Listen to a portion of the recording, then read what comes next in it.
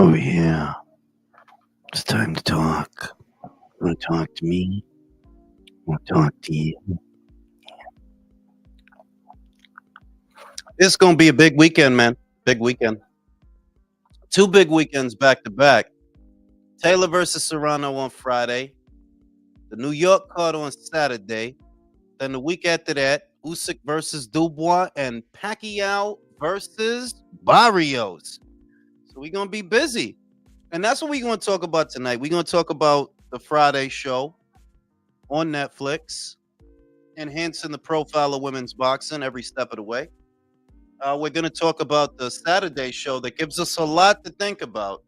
And I don't want any fence riding. I don't want no indecisiveness, because we don't got a lot of time. Jonah, what it do?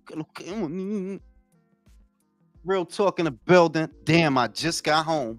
What you was doing?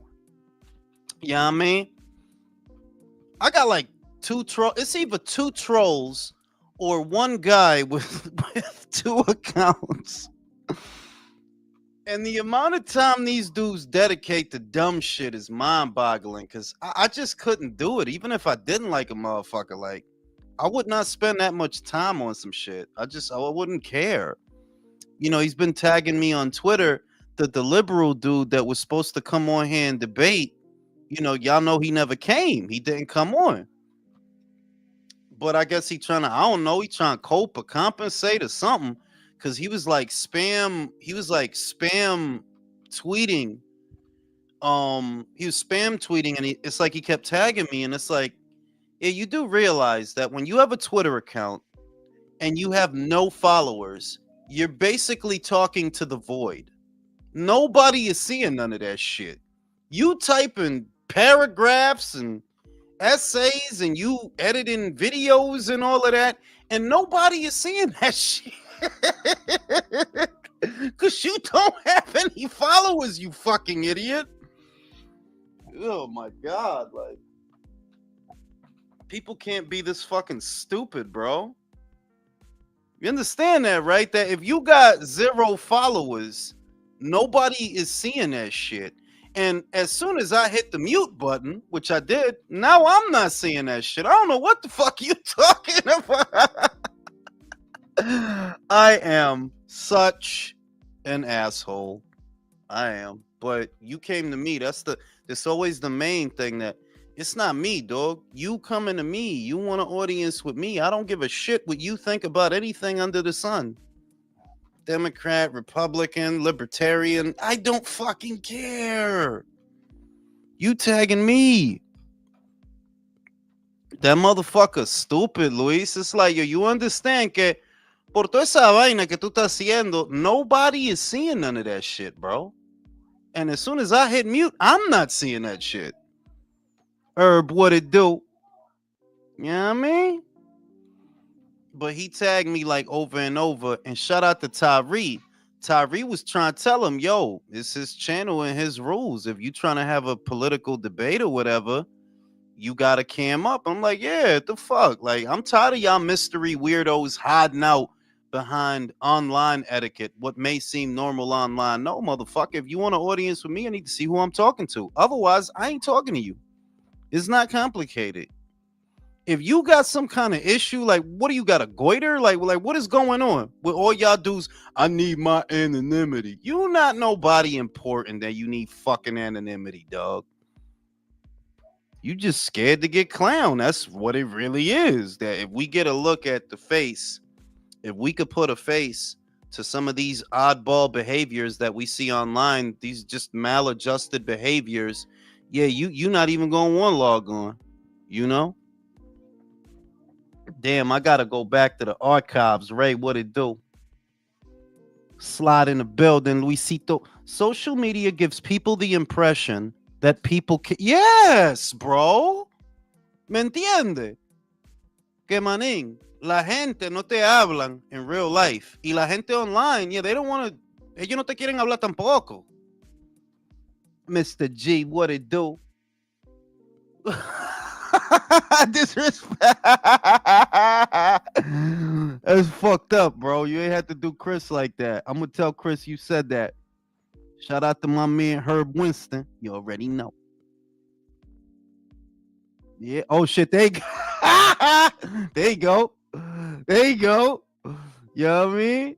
Yeah, like that shit's stupid. Like they can't argue like normal people can. Si tú me quieres hablarme a mí, why would that bother you? Why would that be a deal breaker or a non-starter? If I'm cammed up and you can see me, how come I can't see you? See, nah, we do things on my terms or we don't do nothing.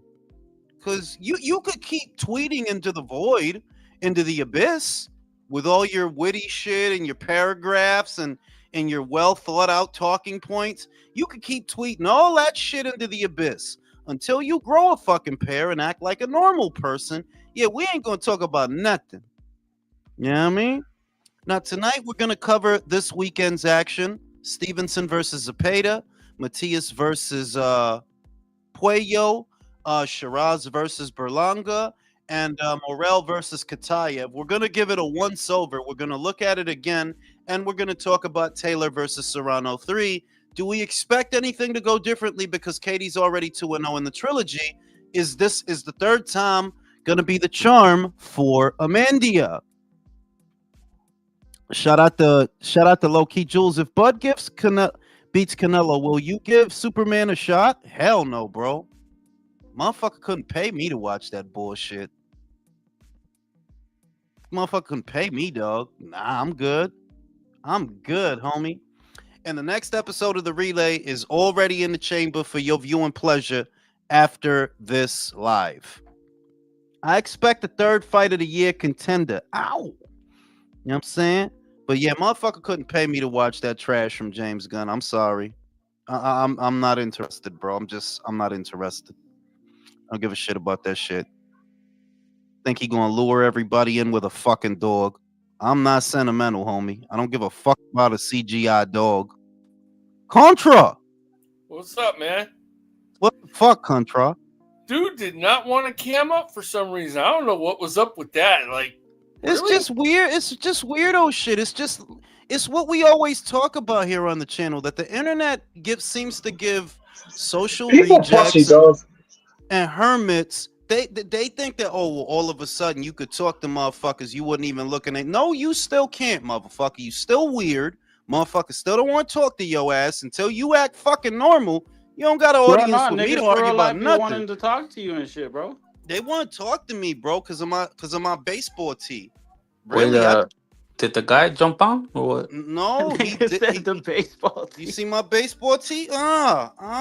Really? I use these shits for the gym. $7 t-shirt. Yeah, I'm gonna sweat this motherfucker. Ouch. Oh hell Oh. yeah, wear that bitch out. Yeah, I'm gonna wear that bitch out, bro. I'm fucking in the pussy, right in the pussy. Undefeated, he never came on, bro. Like, remember we was waiting. Was you here on Saturday? We was waiting I for was him here. I was Oh here waiting for yeah, that bitch. yeah. I was like, yeah. during Catterall and Eubank, but he never came on. He said, "Ponía Yo, they don't be mad, bro. You know this. These niggas don't be mad. yeah, Chris, you mad And my loud." bad. My bad, because I think my connection a little fucked up. I'm sorry about that. But these niggas don't be mad, bro. Fucking They me, don't be bro. mad. Yeah, like But you yo, see, just you see that they have those debates where they like time each other. You know, they give each other like 10 minutes or whatever it is, and they sit Yeah. right in front of each other, right? Like normal people. Like, bro, if you can't act fucking normal, why the fuck you think you could talk to me, dog? Act fucking normal, bro. I have seen everybody on this panel, dog. If they don't feel like camming up, that's cool. But I seen Country. He looked like Hulk Hogan, but with hair. Hey brother. Hey, brother. Hey, brother, I'm eating a pizza. You know something, brother. I seen yo, everybody. motherfucker said I look like Idi Amin, bro. The fuck? Like, yo, bro, if I can deal with that shit, you can deal with that. But I wanna actually lead in with this. Yo, Floyd Mayweather's a bitch. That's how bad the clout chasing is. Like, I don't even like to call it that because I'm like, Brody, I ain't nobody. This is not even a big channel. But that's how desperate motherfuckers really are to get an audience, to be in front of a lot of people. They just do a lot of weird ass shit. Like, you know what you could do? If you got all these views and all this passion and all this shit you need to say, why don't you just start a channel? Just start a channel. Yo, Jules, let me just tell you this. You know you don't need too much to get pussy. That's why they don't like you. It could be that. It could No, be but that. think Like, about it like that, bro. It's what it is. nah, it's either that or low, cause you know he keep calling me. He keeps saying, "Oh, Jules is homophobic." Yeah. The fuck? Yeah, you're Oh right. Yeah, no, man! First you were a bully of women, now you're homophobic. It's like, come on. yeah. The fuck you want me to be your friend? I'm not your fucking friend, bro. You want me to be your friend? I'm not your friend. You don't know. Y'all motherfuckers is weird. If you can't have an adult conversation like a normal person, eye to eye, we ain't even in the same room and you fucking nervous. So what the fuck does that tell me? We ain't even in the Man, same room, homie. shit, bro. That shit hit me right now. An adult conversation. Yeah, because if we talking about politics, we must be having an adult Nah, conversation. man, adult conversation, bro. I've been dating this chick for 2 weeks, and last night the fucking convo popped up. Mm. Who'd you vote for? And I was just like, I hope you lied. I didn't, bro. We can't. Tú sé lo que es. Tú y yo, we can't. Like, I I just, can't. I'm a grown man. Why would I lie about? Because pussy, bro. Come I, on. Tell I her the did. truth after that. No, I But you gotta wanted to. keep I wanted to. we gotta keep it a buck, bro. Like who were we gonna vote for that was gonna really, have our best interests at I heart? mean, look, Objectively speaking. I don't want to do, because I don't even want to do the political thing tonight because we got a full weekend of fights. But just being honest, listen, dog. I'm not with the idealism. I'm not with the bullshit. I keep saying liberals, for all of their altruism, they offer up very little in terms of real world solutions. Yeah, they Very do. Exactly. little. Exactly. None of They this offer shit no you real saying. world solutions. Bernie talking about, yeah, we gonna pay for everybody to go to school. With whose money, bro? With whose money? Even though I voted for Obama, I knew that the whole thing about windmills is bull. Like, yeah, that's not gonna happen, dog. Yeah, we're gonna find a domestic source of fuel, and we're gonna have fucking windmills. Yeah, that's not gonna happen, bro. I knew that was bullshit. So it's like a lot of the Because it stuff. wasn't tangible or feasible. It's not sustainable. It's just a lot of good ideas that haven't been fleshed out, or they just don't work in real life. Like, yeah, I'm sorry, a lot of that shit y'all believe, it don't work in real life. Because a I lot of mean, y'all don't even got real life experience. Go ahead, undefeated. does the wind energy? It sounds good. Yes, it sounds fucking great. Does it work? No. It's actually a fucking bird graveyard. And, Exactly. and It's not cost feasible. The fucking for what you're trying to produce and the money that you're trying to generate with the windmill, you end up spending more just to maintain the fucking thing. It's not exact cost feasible. exactly. It's a lot of just good ideas. They sound good. They sound good until you actually try to apply it and see, nah, this shit wouldn't work. It's not gonna work, you know? So let's just cut the fucking crap. So you told her what she didn't get you any pussy? Bro, this morning I'm at work and she's just like, "Hey, it's best if we're just friends." I was like, "Ah." Oh, she friend zoned your ass. Oh, Ah, you man. know But what? You may I as well told just her. say goodbye to her and walk away, bro. At that point. Man, Tell her, tell her. I told her I don't like that motherfucker either. I don't like her either though. Like I don't like both of them. I just happen to slightly agree more with him. That's it. Yeah. Fuck that Porque guy at the end. ellos viven in extremes, and that's the problem. They think that because you did something, and I notice it's the world over. They live in extremes that you think that because I chose the lesser of two evils that I've got fucking red caps. Like, no, dog. I don't like that guy. Like I like her less than him. Or at least I like the policies less. Like, yeah, what are your fucking policies? What are they? And you know what? After like 5 minutes, she kind of like said, "I think you just don't want a woman president." I was like, "Oh fuck!" Like I don't give a fuck if she's Manín, te lo a voy a decir. woman. La esposa mía me dijo esa misma vaina. And Yeah, yo, because I'm like, look, you're stuck on a lot of things that don't fucking matter. If I had the logic that you have, I would never even vote unless the president is Dominican. If I were like you, because That's that's a what the fact. If that president wasn't Haitian, I wouldn't be voted. Right? basically right. If my mind worked the way that yours does, then the only emphasis that I would put on anything is whoever I identify with. Obviously, I'm thinking on a different plane than you are. Sometimes the policies on the left are okay.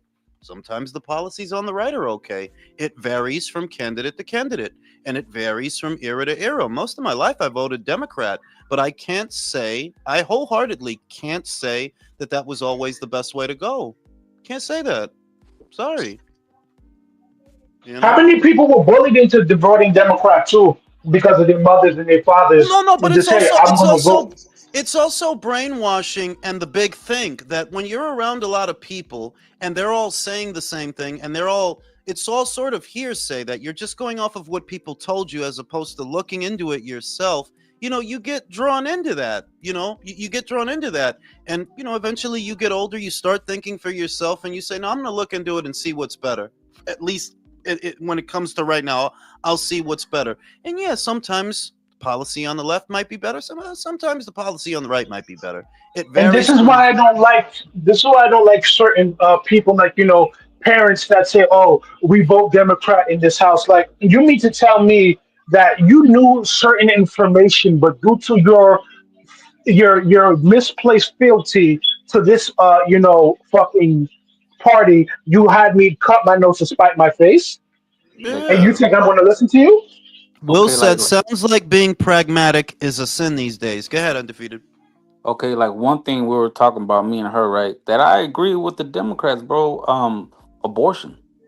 Like Mm. honestly, I don't give a fuck. The only thing that I do find fucked up if it's 9 months and it's fully developed. Like yo, that's crazy. But I if do I do agree with them on that particular policy, but I don't disguise it as anything other than murder. If you ask me what it is, I yeah, do think it's murder, but that's your murder to commit. It's not my body. It's not my place to say. yeah, I don't give a fuck.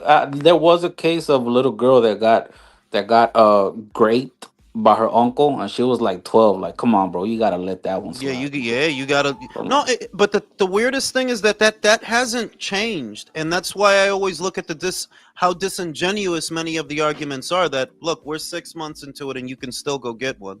So what the fuck were you guys afraid of? You can still go get. Yeah, you can still go get one. That didn't change, I but think not to defend that orange fuck, but he said I'm gonna leave it up to the states. That's and plain.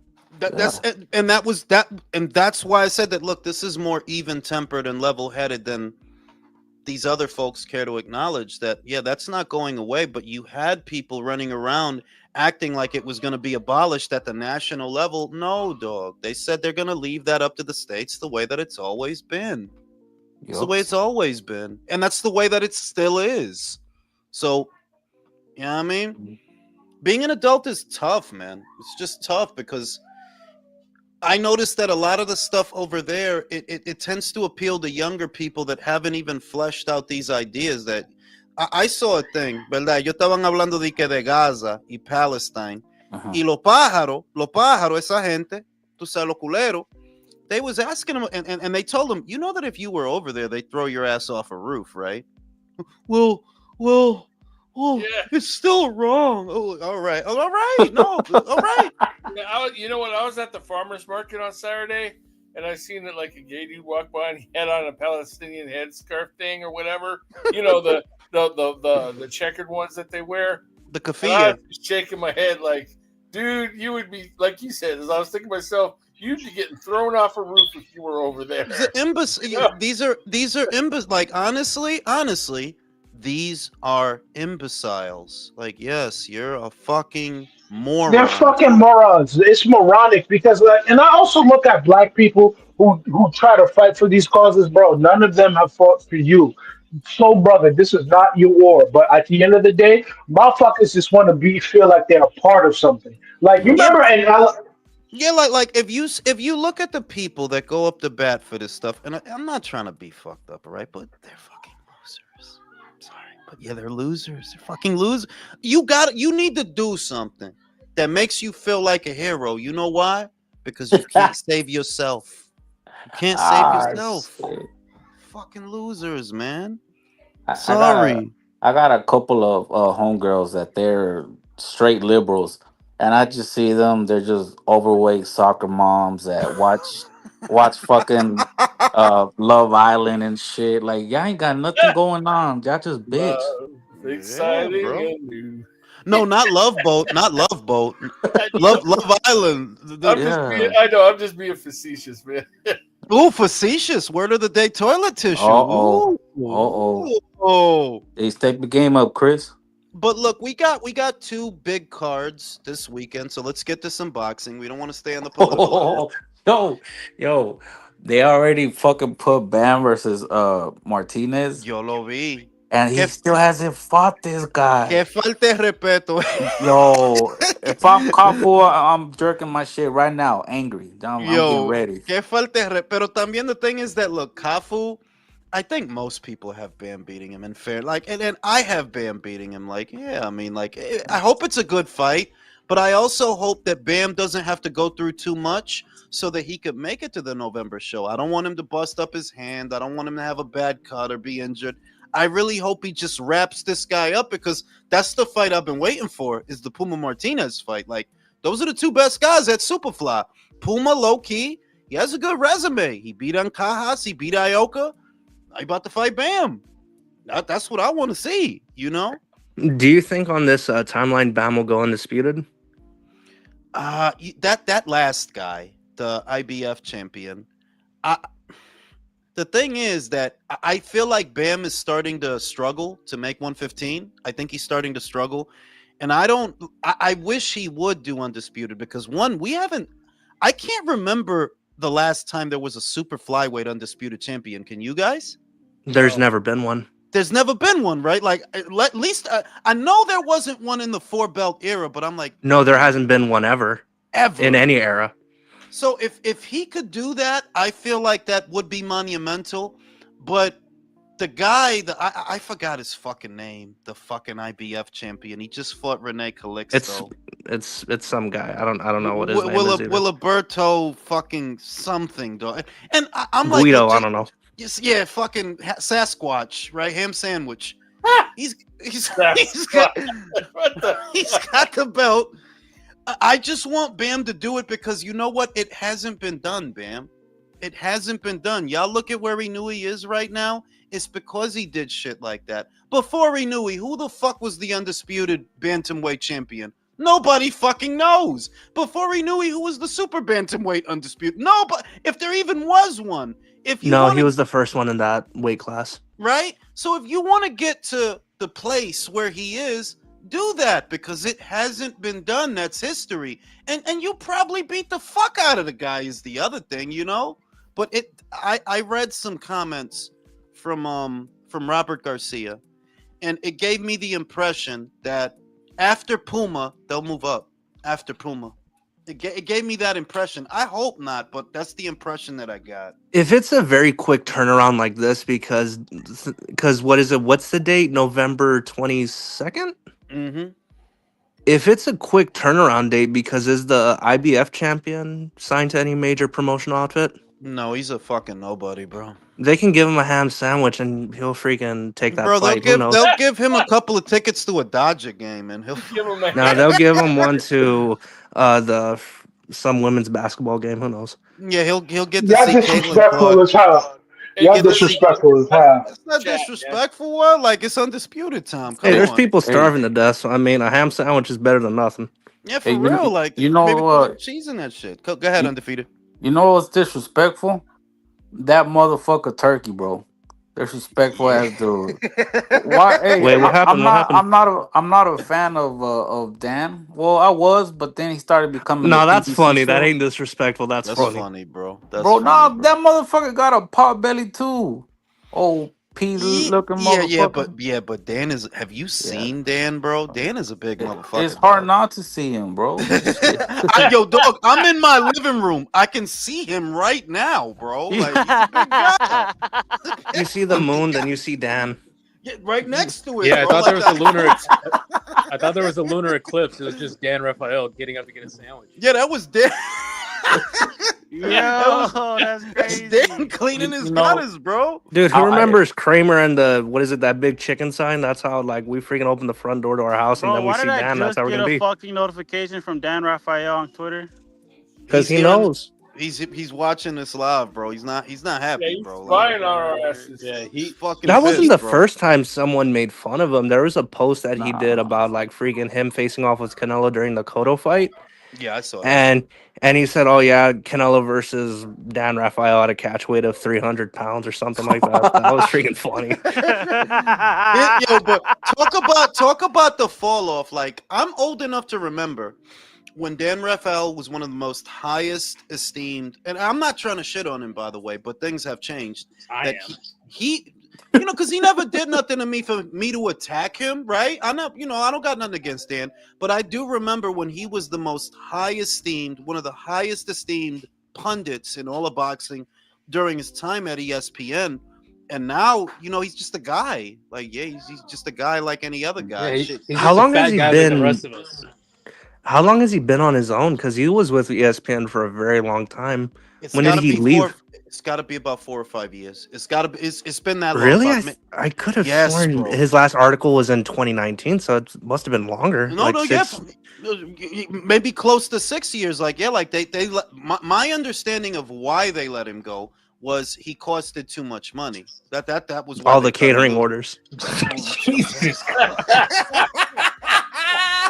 Yeah, That was bro, quick. kick that guy out, bro. That Kick was him out. fucking fast, Damn, bro. that motherfucker's Kick him quick out, on the bro. trigger. Too many I heard he's specials from Kmart, man. I heard he seasons his nails before chewing them. Yo, kick Julio out too. Fuck. Yo, God damn. shout out to fucking Will.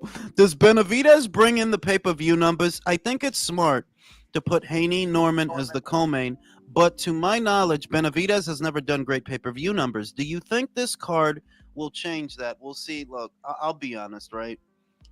I think it's an amazing card. You guys know that I'm going to buy it. The problem is fake fans, right? Honestly, Devin has fake fans. Benavidez has fake fans. And what I mean is these are people that love him online, but they won't spend a dime to see him. When has Devin ever done big pay-per-view numbers? When? Eating Right? left hooks by Ryan. Well, those are Ryan's numbers, really. Let's be real. Like, Yeah, bro, those are was Ryan numbers. those was I mean, Ryan's technically numbers. speaking, that was a fight that he was involved in, but yeah, realistically, No, just no saying one that- pays for a Devin Haney fight. That's what I mean. That none of these guys, and you know, I'm gonna lighten up on David Benavidez because I actually appreciate that he took the Anthony Yard fight. I actually appreciate that I you're agree. working with Turkey now because that's all I wanted, bro. I just want to see fights at the end of the day. So I appreciate that. I'm gonna lighten up on it.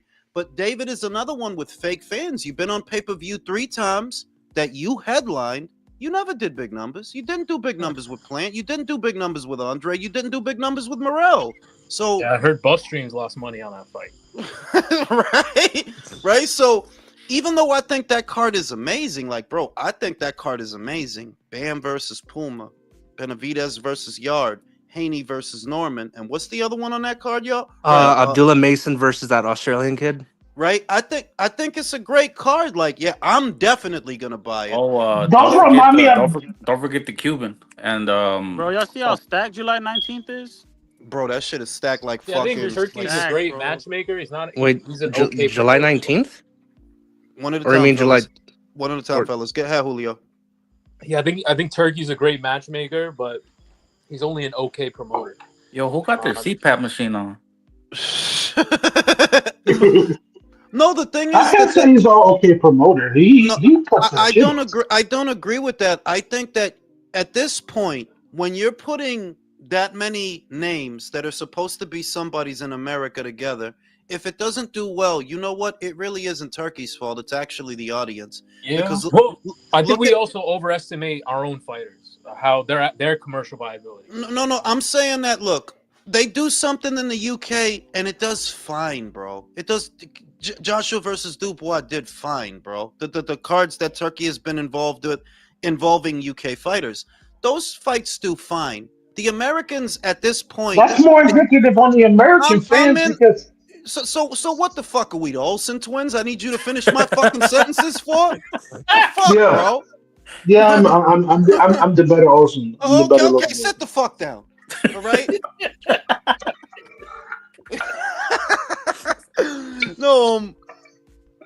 the thing is that America doesn't have a star right now. America has a lot of like pretend stars. You know what I mean? Like, yeah, Devin is a somebody, but let's establish this.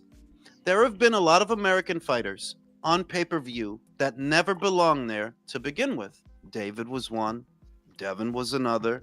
And that's the real problem. These kids graduated to something that they shouldn't have graduated to begin with. When we were younger, you never had this many fighters on pay-per-view, bro. Like, bro, everybody's on fucking pay-per-view now, bro. Everybody, basically.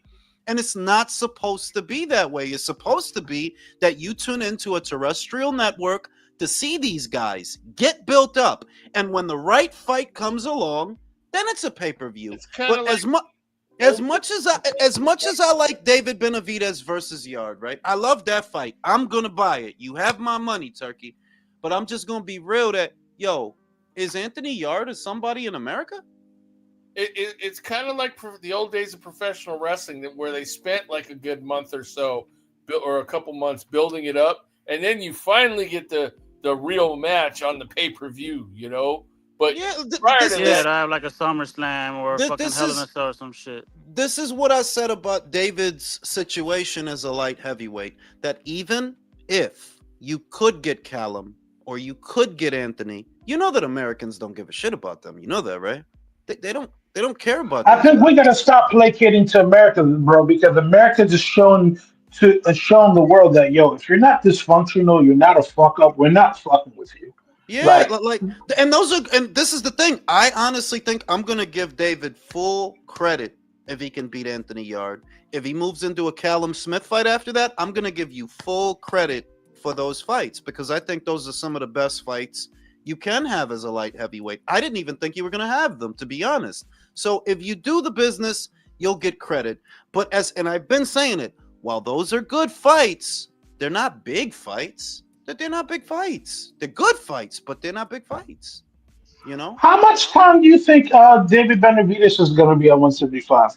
Like for real? We didn't even think he was going to stay this long.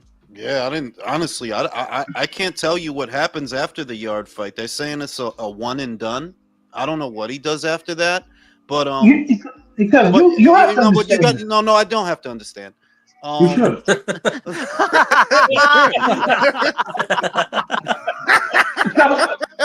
I was gonna say no. Chris, you got the floor. I'm gonna go smoke a cigarette. I'll be right back.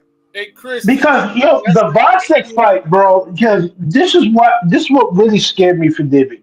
When he couldn't stop Vodcek, I said, "Oh yeah, what's up, Dana? How are you?" Did you get the message I left you in the private chat, man? You're a piece of shit. I'm so fucking tired. No, for real. I'm not joking. No, he did lift it twice. I'm not talking. Yeah. I think I called you all types of racial epithets. I'm going to keep doing that, though. Just letting you know.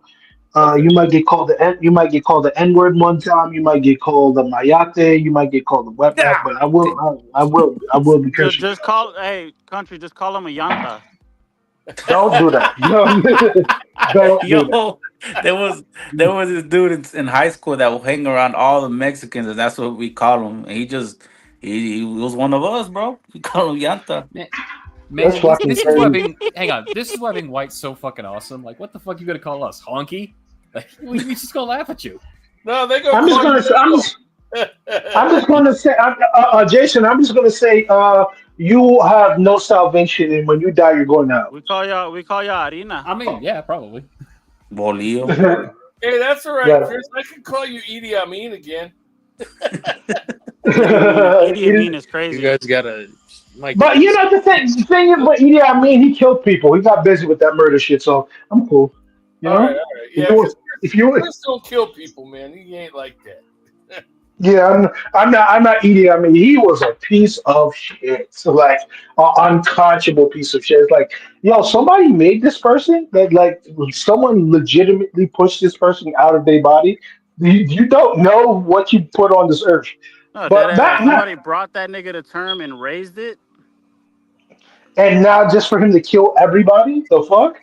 Like what the hell? Hey Chris, the reason how you feel I asked about you about the Instagram thing was because I want to make sure it wasn't a counterfeit account. It was really. I feel you. I know I was joking, but like, undefeated, you guys ask me some boxing shit. What happened? Actually, I was gonna ask you a non-boxing shit. How you feel about your boy Diddy being free, bro?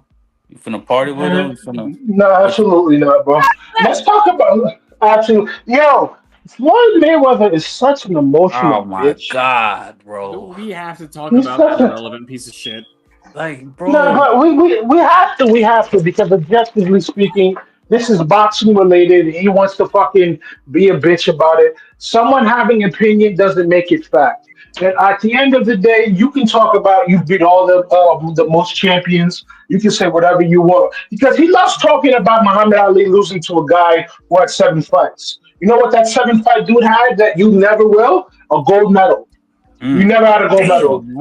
You never had that. Whoa. At all. No, Dang. no, I really want Yo. people to hear this. You never had a gold medal. Damn. You you never had a know, gold medal. You barely beat Lorenzo Aragon in the fucking, Olympics. They had to give it to you in Atlanta, but it was 3-2 against the Cuban. But you know how amateurs go. But at the end of the day, this guy wants to act like he just all that in a bag of chips. Yeah, 130 to 140. Floyd Mayweather was one of the greatest fighters of all time. We can't even lie. But let's just keep it all the way G. You've never fought past 12 rounds. You've never fought none of these 15-round fighters. And people say, "Oh, he can do that easy." That sounds great until you have to do it. And uh, objectively speaking, what did Floyd Mayweather father face when he fought Sugar Ray Leonard? A ass beating, a unmitigated ass beating. Did he give Sugar Ray, a tough fight? Yes, because Floyd Mayweather Senior was like that. But we talking about people that seen that style before. You talking about dudes that had multiple fucking amateur fights just like you, that seen that style just like you, athletic just like you. Like, name a prime black athletic fighter that Floyd Mayweather fought that gave him any type of problems. He could have fought Tony Harrison at 154 when Tony Harrison made that weight. He could have Chris, fought Demetrius Andrade. what Chris, you're about making this way too your? complicated, brother. We can make this very simple. When you and Roy Jones Jr. were both active and arguably at your peak, Roy Jones Jr. was pound for pound #1. You wasn't even on the list. Yeah, To it one wasn't on the even a list. debate. Like at their So, primes, re- it's not real, even a debate who had the better prime. Roy yeah. did. So Way more impressive. realistically, in regards to what started this, Floyd versus Sugar Ray Leonard, how would that fight go in y'all's opinion? At In my, 147. So let's go I, one at a time from top to bottom. So who wants to go first? I'll go first. 47. That's a tough fight. Don't get it wrong, but I just think Ray's just too strong, too big. And one thing about Ray, Ray got a sharp, snappy ass jab, and he has the dimensions to go over that fucking, Philly shell. And you think you're gonna walk to Ray Leonard with a high guard and him not put combinations together behind that jab? You think Ray Leonard is also gonna allow you to just pull counter him to death, knowing that he can move his head and he's defensively sound himself? No. Like, So you got you Floyd? know what? Watch your mouth. No, I I'm got just Ray messing with Leonard. you. I'm just messing with you. I got Ray Leonard beating him up. I got Ray Leonard beating him up at 147 and 54. Because let me tell you something. Oh Floyd would man, struggle with Chris, a dude like with we get it. Ayuk You gotta say. Kalula. So you Fuck got you. okay. So he's got Leonard. He's got Leonard. Uh, I got Leonard by No, yeah, I knockout. got Leonard all the way, baby. Talking Yeah, about knock, against knock. Floyd? Yeah, Yeah, Yeah. yeah. Hell yeah. Because That's an we easy went into pick. the conversation about Floyd watching Roy getting knocked out and posting that. So Such a bitch, bro. Such a bitch. I mean, Yeah, hey, he's TBE. If you call yourself yeah, but TBE and someone says something negative about you, then you're gonna get your panties in a bunch. And yeah, that's I Floyd. mean, like, and he could respond however he wants to respond, but like being real, the stuff that people used to say about him, you kind of seeing that they're like, Brody, being real, I don't think you beat Leonard. I don't think you would have beat Tommy. I don't think you would have beat Duran. And while you were the greatest fighter of your era, how could you be the greatest fighter ever? Like how, home? Yo, who doing all that? Fuck if I know. Don't stop now. Yeah, why you getting Keep quiet going. now? Keep it up. You know what Somebody. I'm saying? Like, Sounds like Chris. Threatening ass nigga. you know what I'm saying? That shit irritating. Like, Brody, like your welterweight era, low key, it was one of the weaker ones. Yeah, it was You one of the said weaker ones. you Yeah, said because it was a bunch of guys who moved up. It Yeah, wasn't like, a bunch of natural it ones. wasn't If a bunch of welterweights. It was a bunch of little dudes that moved up. Like who we talking? Cotto was a little. Well, he didn't fight him at welterweight, but still, Cotto was a smaller fighter that moved up. Manny was a that was at smaller his fighter third that weight moved up. class. Marquez was a smaller fighter that moved Zab. up. Like what we talking about? Zab was a No, smaller Miguel Cotto's naturally bigger than Floyd. He started Yeah, at but 40. he might have started at 40, but he wasn't a true welter. He wasn't, bro. You could see that on his frame. A he true fought him at welter. 54. A true welter, the median height for a true welter is between 5'9" and 5'11". That's a true That's welter. a So fact. That's a That's a fact. freaking big welterweight. I'll tell you that. no, in this era of midgets, it is. But Sugar Ray Leonard was what, 5'10"? Tommy Yep. Hearns was what, 6'1"? Yep. Something like that. Fucking hell? Paul Williams would have folded that boy like some slacks. I noticed stylistically, like, and I don't, because I don't like revising history over things that didn't happen. But I'm just looking at the size of Margarito or the size of Paul Williams, and I'm like, yo, would Floyd have been able to keep them off? Because he didn't throw a lot of punches as a welterweight. If we talking about 30, 35, Floyd, I could see. But at welter, you really didn't throw a lot of punches, bro. You didn't. And Floyd would have to Remember how he step used to to- those dudes to win that fight. He would have to remember step he to was- Paul Williams. Yeah. Remember how they used to Paul talk- was a remember- big fucking guy for them weights, bro. He's a big guy for them weights. Remember Y'all how he wanna used to hear talk shit to something Winky Wright? disturbing? And hey, you remember how, That's one way. I'm trying to. Who was that? Jason? Go ahead, Jason. you remember how Floyd used to talk shit to Winky Wright all the time, and every time Winky said "all right, bet," Floyd suddenly had something better to do. Yeah, like it's just counter. The whole thing is that a lot of these, I don't want to keep getting into the same thing, but a lot of these pussified attitudes that you see in this era, they come from Floyd.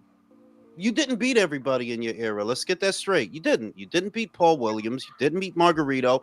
I still give you credit because you did beat a lot of fighters that beat them. But it's counterfeit as hell. Like, dog, if you fight enough people long enough, you're gonna lose. The only guys who retire undefeated, honestly, are very, very strategic. For example, Ward left at 32 years old. Would he have been undefeated if he stuck around for Bivol, for Vosdick, for Better no. Beef? Stevenson. You skipped out on Stevenson, and it's like, look, I could have forgave the rest if you would have at least fought him, but you didn't fight him. You didn't fight Lucien Butte, and they were going to pay you the most money out there. But Badu realistically, Kiana if wasn't Badu Jack at 175 at that point? No, not at that point. No. Wait a he was minute. around Wait a minute. 68. But he left it's a lot of food on the table. Yeah, like Badu moved up around the time that Ward retired, because remember, he was WBA Reggie while Ward had the full WBA. And then, Badu, he got elevated to champion for 15 days. For 15 days, he was the WBA light heavyweight champion, and then he got ordered to fight Bivol, and he got the fuck up out of there. Dude, I thought it was 3. I don't blame him. Bivol would have beat the ever loving dog shit. It was out of less him. than a month that he was champion. Yeah, no, it was like 15 days. He's like champion for like 15 days. I and could it's have like, sworn it was 3 or 4 days he was champion. Then he just nope. because it felt that way. Shout out to Brandon. What up, Jules panel? Did y'all see Danny Amazon Prime Garcia's latest IG post? Sheesh. And why is Chris always yelling? I'm about to... So, Chris, answer that question, but yell at the top of your lungs. Can you whisper? Eat a dick. I'm about to go look at Danny's shit right now. Dude, Chris, how loud is it where you live? That motherfucker using a bullhorn. Nah, I ain't mad at that. Y'all see that? Oh, wee. That's a lot of ass. Damn. Ooh, That's wee. a lot of Yo. Shoot, he's gonna Go start ahead, doing Danny. OnlyFans. Go ahead, Hey, Danny. Shit. Hey, y'all mentioned All that ass. overtime from Amazon is helping Danny. Shift supervisor now, bro. You shift supervisor. Y'all mentioned ass. Y'all want to know what's so ass right now, bro? Ricky Hatton. Yeah, why is he fighting, Bro, bro? Yeah. what the fuck? Wait. But hey, let's keep it in context, guys. He's not fighting a contender, and he's not fighting a guy who could legitimately beat his ass. He's fighting a dude his own age. So he's not going in there to get Dude, killed. he should be fighting freaking Bakram. Merchizaliev. Yeah, like what's his problem, bro? Like If he wins, You gotta he's fight gonna someone young, dude. pussy. fucking Will said, did Floyd beat an unbeaten pound for pound fighter like Ray did? Well, he look. I'm gonna be real, you know, Like Roy. Wasn't Canelo like listed on the pound for Quentin pound? bastard. honestly, I don't Not at remember that time. Canelo being pound for pound at 23. number 9. No. I mean, I know he wasn't on my. Well, I didn't even keep a pound for pound in those No, days. he wasn't on that list back when he fought Floyd. Like he was still making his way up the ranks. That I mean, was when his your first best win, weight class, bro. when your That was best his win in first that weight. in your entire career was the fight before that against Austin Trout, you can't be pound for pound. Yeah, Well, Ring Magazine, they're weird with their pound for pound rankings, The so thing is- that's the thing why is, I was look, kind of confused. Floyd is a contentious subject because he did fight Mosley after Mosley beat the fuck out of Margarito. You got to give him credit for that. He did fight Cotto after Cotto avenged his loss to Margarito. You got to give him credit for that. Victor Ortiz. But he never wanted to fight Cotto before that first Margarito fight. No, I can't say that. I can't say that. He wanted to fight him out in why do you think I said? And you know, look. The thing is that Floyd is a contentious subject. So all you could say is he has a good number of victories over who were the best fighters at the time. In fairness, they were the best fighters at the time. They were. You know, if Cotto beats Margarito and then you fight Cotto, fair enough. If Chino Maidana beats Adrian Broner and then you fight him 2 times after that, yeah, come on. I can't nitpick that. No, he beat Adrian Broner, and Broner was supposed to be Baby Floyd. So I'll give you credit for that, Floyd. But I just personally, I'm Freaking sick of baby the crap. baby doo-doo, baby shit. But was it a solid win to have at the time? Yes, of course it was. Yeah, it was a good win to have at the time. It was a good fight to have at the time. It's just the TBE shit. It's how carried away people get about Floyd that gets annoying. They're like, dog, on a long enough timeline, you would have got your ass beat. The only reason you retired, I'm in the sentence. The only reason he retired undefeated is because you were very strategic. And it's very obvious that you were strategic. It is, bro. Come on. You didn't take on all comers. And he's not the only one. He's not the only one to. I gotta ask you guys this question then. Do you think Joe Calzaghe was strategic in his? Yes. Yes. You know, I think every undefeated fighter who retires undefeated was strategic. Bro, you see boxing, bro. If you a guy who fights the best on a regular basis, you gonna lose at some point. That's why it's not supposed to be the end of the world if you lose. That's a fucking rite of passage, bro. Come on, Yeah. Ali comes Was off of the Salvador fucking. Sanchez strategic? No, he just fucking died. Oh, that's not the same. He died, bro. Yeah, come on now. He went through great lengths to remain undefeated. You know, in the last Yeah, live, he died so that they wouldn't fuck up his. No, yeah, he died on Yo, purpose. God, He could retire undefeated. Oh my god. You know what I'm saying? Yeah, but think about the guys that retired undefeated, like Jules said, Ward, Mayweather, El Finito. Calzaghe. Well, no, Finito didn't really. He has a draw. He has a draw on the record, so he But can't. undefeated, they never beat him. But I don't apply that to Finito. He fought who was Yeah. there. I don't apply that to Finito. He's one of the few guys you could say, no, he fought who was there, bro. Come on. Yeah. No, but look at guys, Sven look at the Aki. quintessential. Hang on, look at the quintessential undefeated fighter, Rocky Marciano. As soon as he saw Sonny Liston coming up, like fuck this. He wasn't fucking stupid, bro. Like, bro, and he retired at 32 years old, bro. Like, Dude, even Andre Ward admitted that. What is it? Like, come on. In an interview with Beevil. Y'all know the story of how cheap Marky Marciano was? That's why he flew on that plane like that, and that's why they fucking crashed. That's fucked up. Why does this sound like you're inside a wine, like a cooler or something, bro? It's like the end of a distant hall. Let me switch it up. I'm acting like It's gonna get louder. He's like on his the way to Indian in the Salvador. and cupboard. Yeah, but yeah, like undefeated fighters in the sport of boxing who retired undefeated. There's no way you did that without being strategic, bro. There's just no way. Okay, you said in the last live that people hated Floyd when he was about to retire. Bro, I hated Floyd. The fact that you were gonna fight an MMA fighter to break Rocky Marciano's record, bro. Like, and talk about being strategic. Bro, no, y lo que me molesta is the obsession that they had with the fort. Like I feel like a broken record saying this, but bro, that was a heavyweight record. You understand that, right? That was just a heavyweight record. That doesn't mean anything to a super lightweight or a welterweight. Doesn't mean anything. And it's not even a fucking record, like a actual record. It's just that's Rocky's record.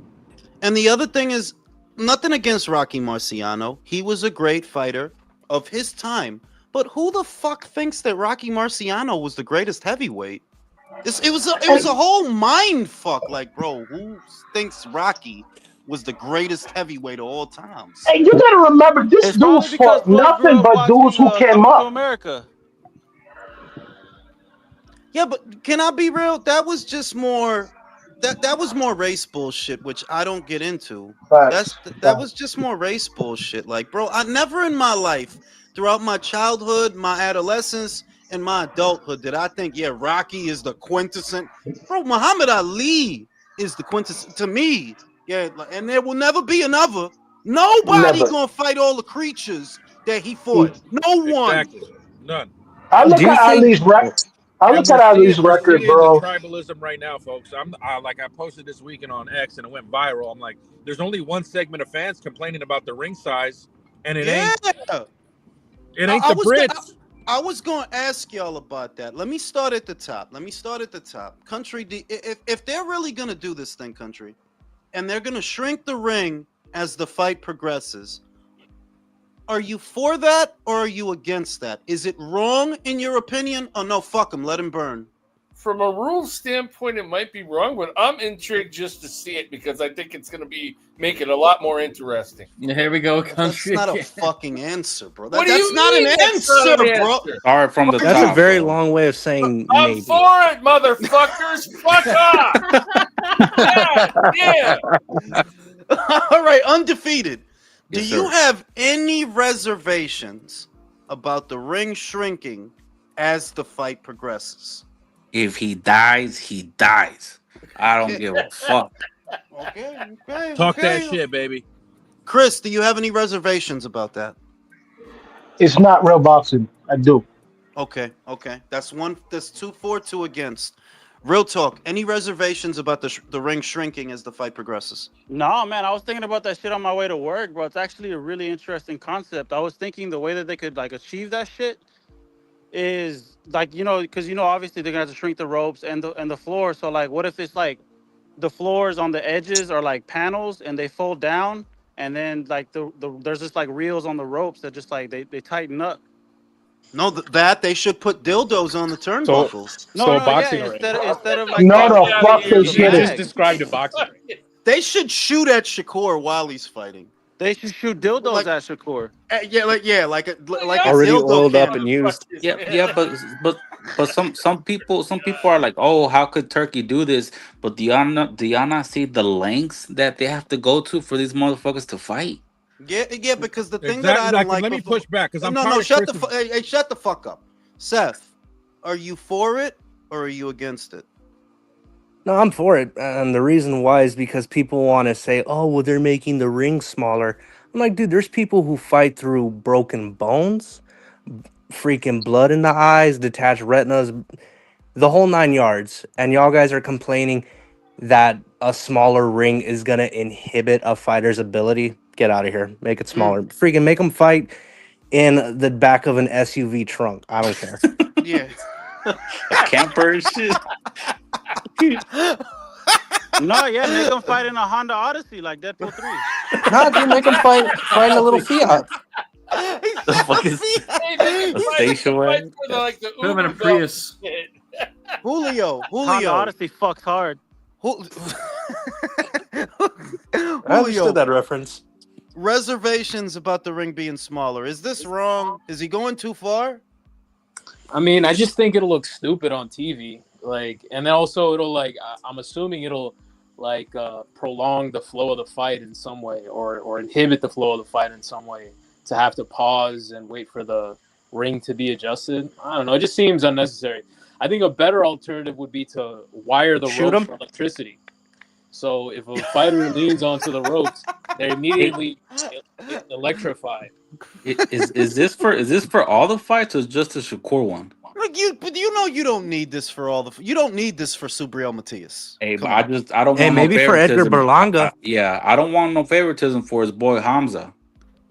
No, because if he can make the Puerto Rican guy like I personally think they should shoot at Edgar, like shoot at him while he's in the fight. Why not? Anything to get that fucking guy to lose. Why not? Who Boxing ever needs. watched Japanese professional wrestling. That's where he got that idea from. That's a good fucking idea, Jason. Any reservations about the ring being made smaller during the fight?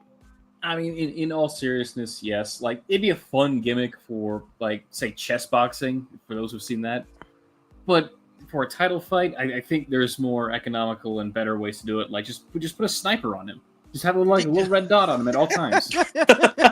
Okay. Have it where the red dot's getting in their eyes, Yeah, so they can't see. blind them. Like just every round, there should be a different like hindrance, like rain, electrocute the Fuck ropes. it, if we're gonna go Diddy that the far, floor we with gotta baby do The that. rain. referee should We be may as a well grizzly make bear. instead of ropes like exploding barbed wire. So when they fucking lean against the fucking barbed wire, it explodes on them. No, it should be No, then put spiky some barbed rabid wire red- that's electrified. Rabid raccoons in the third round, right? Fucking stray Oh. dog in the fourth. The referee should just be a a grizzly bear in like a put referee a- shirt, and then put a meat necklace around the fighters. put a, You a wanna blue run, dildo motherfucker? on their Then run. stool when they sit down. Put a sausage link necklace around Shakur. Or if you don't want to, if you want to stop him from running, don't do that shit, Ignacio. Any reservations about the ring being made smaller? Is it wrong? Are you against it?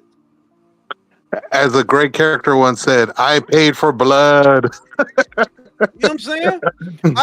Look, I said it in my video that these boxers here today, they love to liken themselves to gladiators. Well, in the Coliseum, they had fucking lions in there, bro. While you're fighting the guy, there were fucking lions in there, bro. There were tigers, there were pikemen, there were chariots, there were archers. So if you a gladiator, get out there and fucking gladiate. Drew. Yeah, I take issue with Chris. Chris proved my point. He's the complexion of everybody complaining on Twitter about smaller rings. Oh shit, here comes a race war, And y'all. hold on, no, shut the fuck up. It's my turn to talk, Chris. Chris, do you know how big the rings were when Jack Johnson was fighting? Shut the fuck up. Okay? Bro, I don't care about the ring type shit at all, but I'm just saying it's gimmicky. I don't care No, it's not. if it's Chris, 20 what they would, rings, Chris, 8 you know what they would people. do? Chris, you know what they would do in the Coliseum Yeah, when there fuck wasn't you, enough Chris. blood? They would release the fucking lions. Oh damn! He's What right. the You fuck right. do you guys do in Haiti when there's not enough blood? You start eating people. Shut the fuck up. Fuck you. Fuck you. No. Wow. Here's the thing. I would say that I think I like Seth. this guy. I think Seth raised the most valid point because at the end of the day, this is how bad it's gotten. You don't hear him having to do this with any of the British fighters at the end of the day. It's not even a running gag, in other words. It's not even a thing when you're talking about the Fabio Wardley, the Conor Benn, the Chris Eubank, the Daniel Dubois, these guys. No, they fighting. You don't have to beg them to fight. You don't have to do this. But with the Americans, yeah, the Devin Haney, the Shakurs, yeah, I'm sorry, but it's and the fucking Cubans who I fucking hate. But they don't matter anyway, so why mention them? But yeah, it's a thing. And if it's gotten this bad, it actually is more of an indictment on the fighter than the person paying for the show. Because listen, if you have all your sensitivities and you don't want to be treated like that, okay, then don't fucking fight and see who cares. Don't You fight. bitch. You brought up a great point, Jules. Even the British slicksters. Did Sonny Edwards come around dancing against Bam? No, he fucking fought. He fought. You don't have nobody else from no other part of the world, not the Japanese boxers, not the Eastern Euros, not the Brits. I can You see don't, it. Yeah. you don't have to beg them to do like fight, bro. What the fuck you think we here for? Fight. You know? Yeah, it sucks. It sucks that American boxing has literally taught these so-called fans that basically being a track star is good boxing. That's fucking crazy. Fucking Floyd era, no. bro. And I'm gonna say, and I gotta help Chris because he's my neighbor. So I'm officially Haitian for the show. The problem is Thank you. the problem is that the Black American boxing fan thinks that the slickster shit is the only way that black fighters fight. And I go back to my previous point. One of the most exciting middleweights in the history of middleweights was what? James Toney. One of the most electrifying heavyweights the sport is. Look. Not even just one, not one guy. Joe Frazier, Sonny Liston, Muhammad Roy Ali, Jones. Ron Lau, Larry George Holmes. Joe Foreman. Lewis. Mike Right, Tyson. Terry man. Norris, But mind you, like this is what Pernell Drew says: Whitaker. the sweet science of bruising. A lot of these Roy black Schofield. fight fans So, do so, not do so not the know fucking boxing. So the main thing is we gotta unbrainwash these hipsters who think that the black style of fighting for the black fighter is limited to Floyd Mayweather. That's one guy, and most black fighters are Roy. What the fuck was Roy Jones, dog? Chinese? A Who bad was he? But back to motherfucker. your other point, Jew, fuck Russian. him because these dudes complaining don't even buy the fights. That's the other thing, that there was all these fucking soft dicks running around. Turkey's taking all the fighters to Saudi. I can't go. I want to go to the fight. All right, it's a fight in New York. The tickets is not selling. They not selling.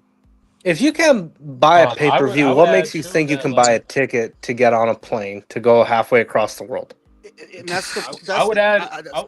Go ahead, Julio. I was gonna say I would add like a lot of them just think that moving laterally is slick boxing, but that's not slick boxing. Like people like James Toney would sit right in front of you. You know what I mean? Someone went viral on Boxing Pernell Twitter Whitaker. with Julio. They put up a post of "This is slick black fighting." It was Floyd versus Guerrero, and this is Tom and Jerry. Devin versus Jose Ramirez. Yeah, I saw that. Exactly. Look. I'll give Floyd his flowers that he was a slick fighter. If you watch the Cotto fight, he's within striking distance, slipping, bobbing, rolling, weaving, catching, countering, parrying. He's being slick. If you can't sit in the pocket and do these things, I'm sorry to tell you, you're not slick. You're so far on the outside, you're not in a fight. That's not slick. Pernell, that was slicker. Stand in front of you, you can't do a fucking thing, dog. Durant. Like, you can't land. You couldn't hit him Like, with people a think with a Durant's handful of raw. rice. Durant was slick. I'll tell you what, Duran, it's like you gotta really understand what you're looking at to realize that Duran was slick. He's bobbing, he's rolling, he's weaving. He's great on the inside, right? But to somebody that don't really know nothing, they gonna think those is punches that's really like doing something to him. Like That's why we don't listen to those people and we don't have conversations with them because Sugar Ray Leonard said Roberto Duran's defense was akin to Wilfred Benitez. Do you not know how slick both them motherfuckers were? Like, Pernell Whitaker was so slick, Rainwater couldn't touch him. And that's fucking crazy because Rainwater touches us all. You know That's how slick these motherfuckers were. You know what I'm saying? That the first thing that needs to happen in the postmodern era is to do the brainwashing that the black fighter only fights one way. Brody, what the fuck are you talking about? Some of the most exciting action fighters the sport have ever seen was black. What are you talking about? This foo bull. You attaching this foo gay shit to the black fight. Like, what the fuck you think Joe Frazier was? Joe Lewis. Some of the most devastating fighters this sport have ever seen was black action fighters. I agree with that. Aaron Hagler, Ernie Shavers, George Foreman, Mike Tyson. Right? But because of the Mayweather era, which is where the brainwashing happened, they made it seem like, oh yeah, the black fighters is always on their twinkle toes, wearing culottes and shit. And then I got to go to the jewelry store after I fight, and I got to show you the watch I bought. Yeah, like it's just a lot. Like that brainwashing needs to be undone. That's first and foremost. And the black fighter needs to be comfortable. Like, nah, I'm an action guy. I'm trying to fucking put you in the hospital. I'm trying to beat the shit out of you, dog. I ain't here to waltz. That's why, really, I want Brian Norman to hit Devin Haney so fucking I was gonna hard, say the exact same thing. I agree with Mr. Calderon though with that super chat. Shout out to Mr. Calderon. We need to give all pure boxers more CTE. Facts, bro. Like, I think it would, as much as critical as I have been of Brian Norman Sr. and just doing podcasts and talking too fucking much. American boxing. One, I like the Brian Norman kid more than I like Devin because he don't try to act like, yeah, I'm baby Floyd. Look at me. Look at my foreskin. No, he don't act like that. Like you. Why you gotta say that, bro? Why the fuck you gotta say that? You sick fuck. What the hell? Jules is the only motherfucker who will throw a dick reference in when talking about a fighter. A dick reference and a moan. You know what I'm saying? Look at motherfucker. Floyd has a foreskin. I mean, I don't know, bro. Probably, right? And the shit is that he's just Brian is just being himself, and I do like that about Brian. Now you see a Brian Norman interview, he not doing all the extra shit, all the weird whatever shit. Nah, he just talking, right? And two, I'll watch a Brian Norman fight before Devin Haney fight any old day of the fucking week, bro. Yo, bro hit somebody with a left hook and fucking made that dude forget 6 weeks of his life. You know what I'm That shit was saying? crazy. You know what I'm saying? So I think that American boxing would be better off if we promoted more of our action fighters and not these twinkle toe guys. Now, does that mean that Shakur gonna lose on Saturday? I don't think that. I actually have Shakur winning. That's my pick. Who y'all got? Why do you have Shakur winning? Didn't you say William Zepeda style's all wrong for him? I did until I seen William fail to knock out Tevin Farmer. And I done seen Tevin Farmer walk his ass into straight left hands over and fucking over again. I said that them Farmer fights, they changed my mind because Farmer, he's in the pocket with you, so you don't really have to chase him. You kind of have him where you want him, and you fucked him up, like especially in the second fight. I would say he really fucked him up in the second fight, but you didn't get him out of there. And I just think Shakur might be harder to hit. He might be harder to Tevin hit. Farmer could have stopped him in the 12th round, that second fight when he dropped him. If he would have stepped on the gas, he wouldn't let Williams Zepeda the fuck out of there. So let's go around the panel. Starting at the top, who do you guys got? Who has Shakur? Who has William? I got Zepeda. Shakur.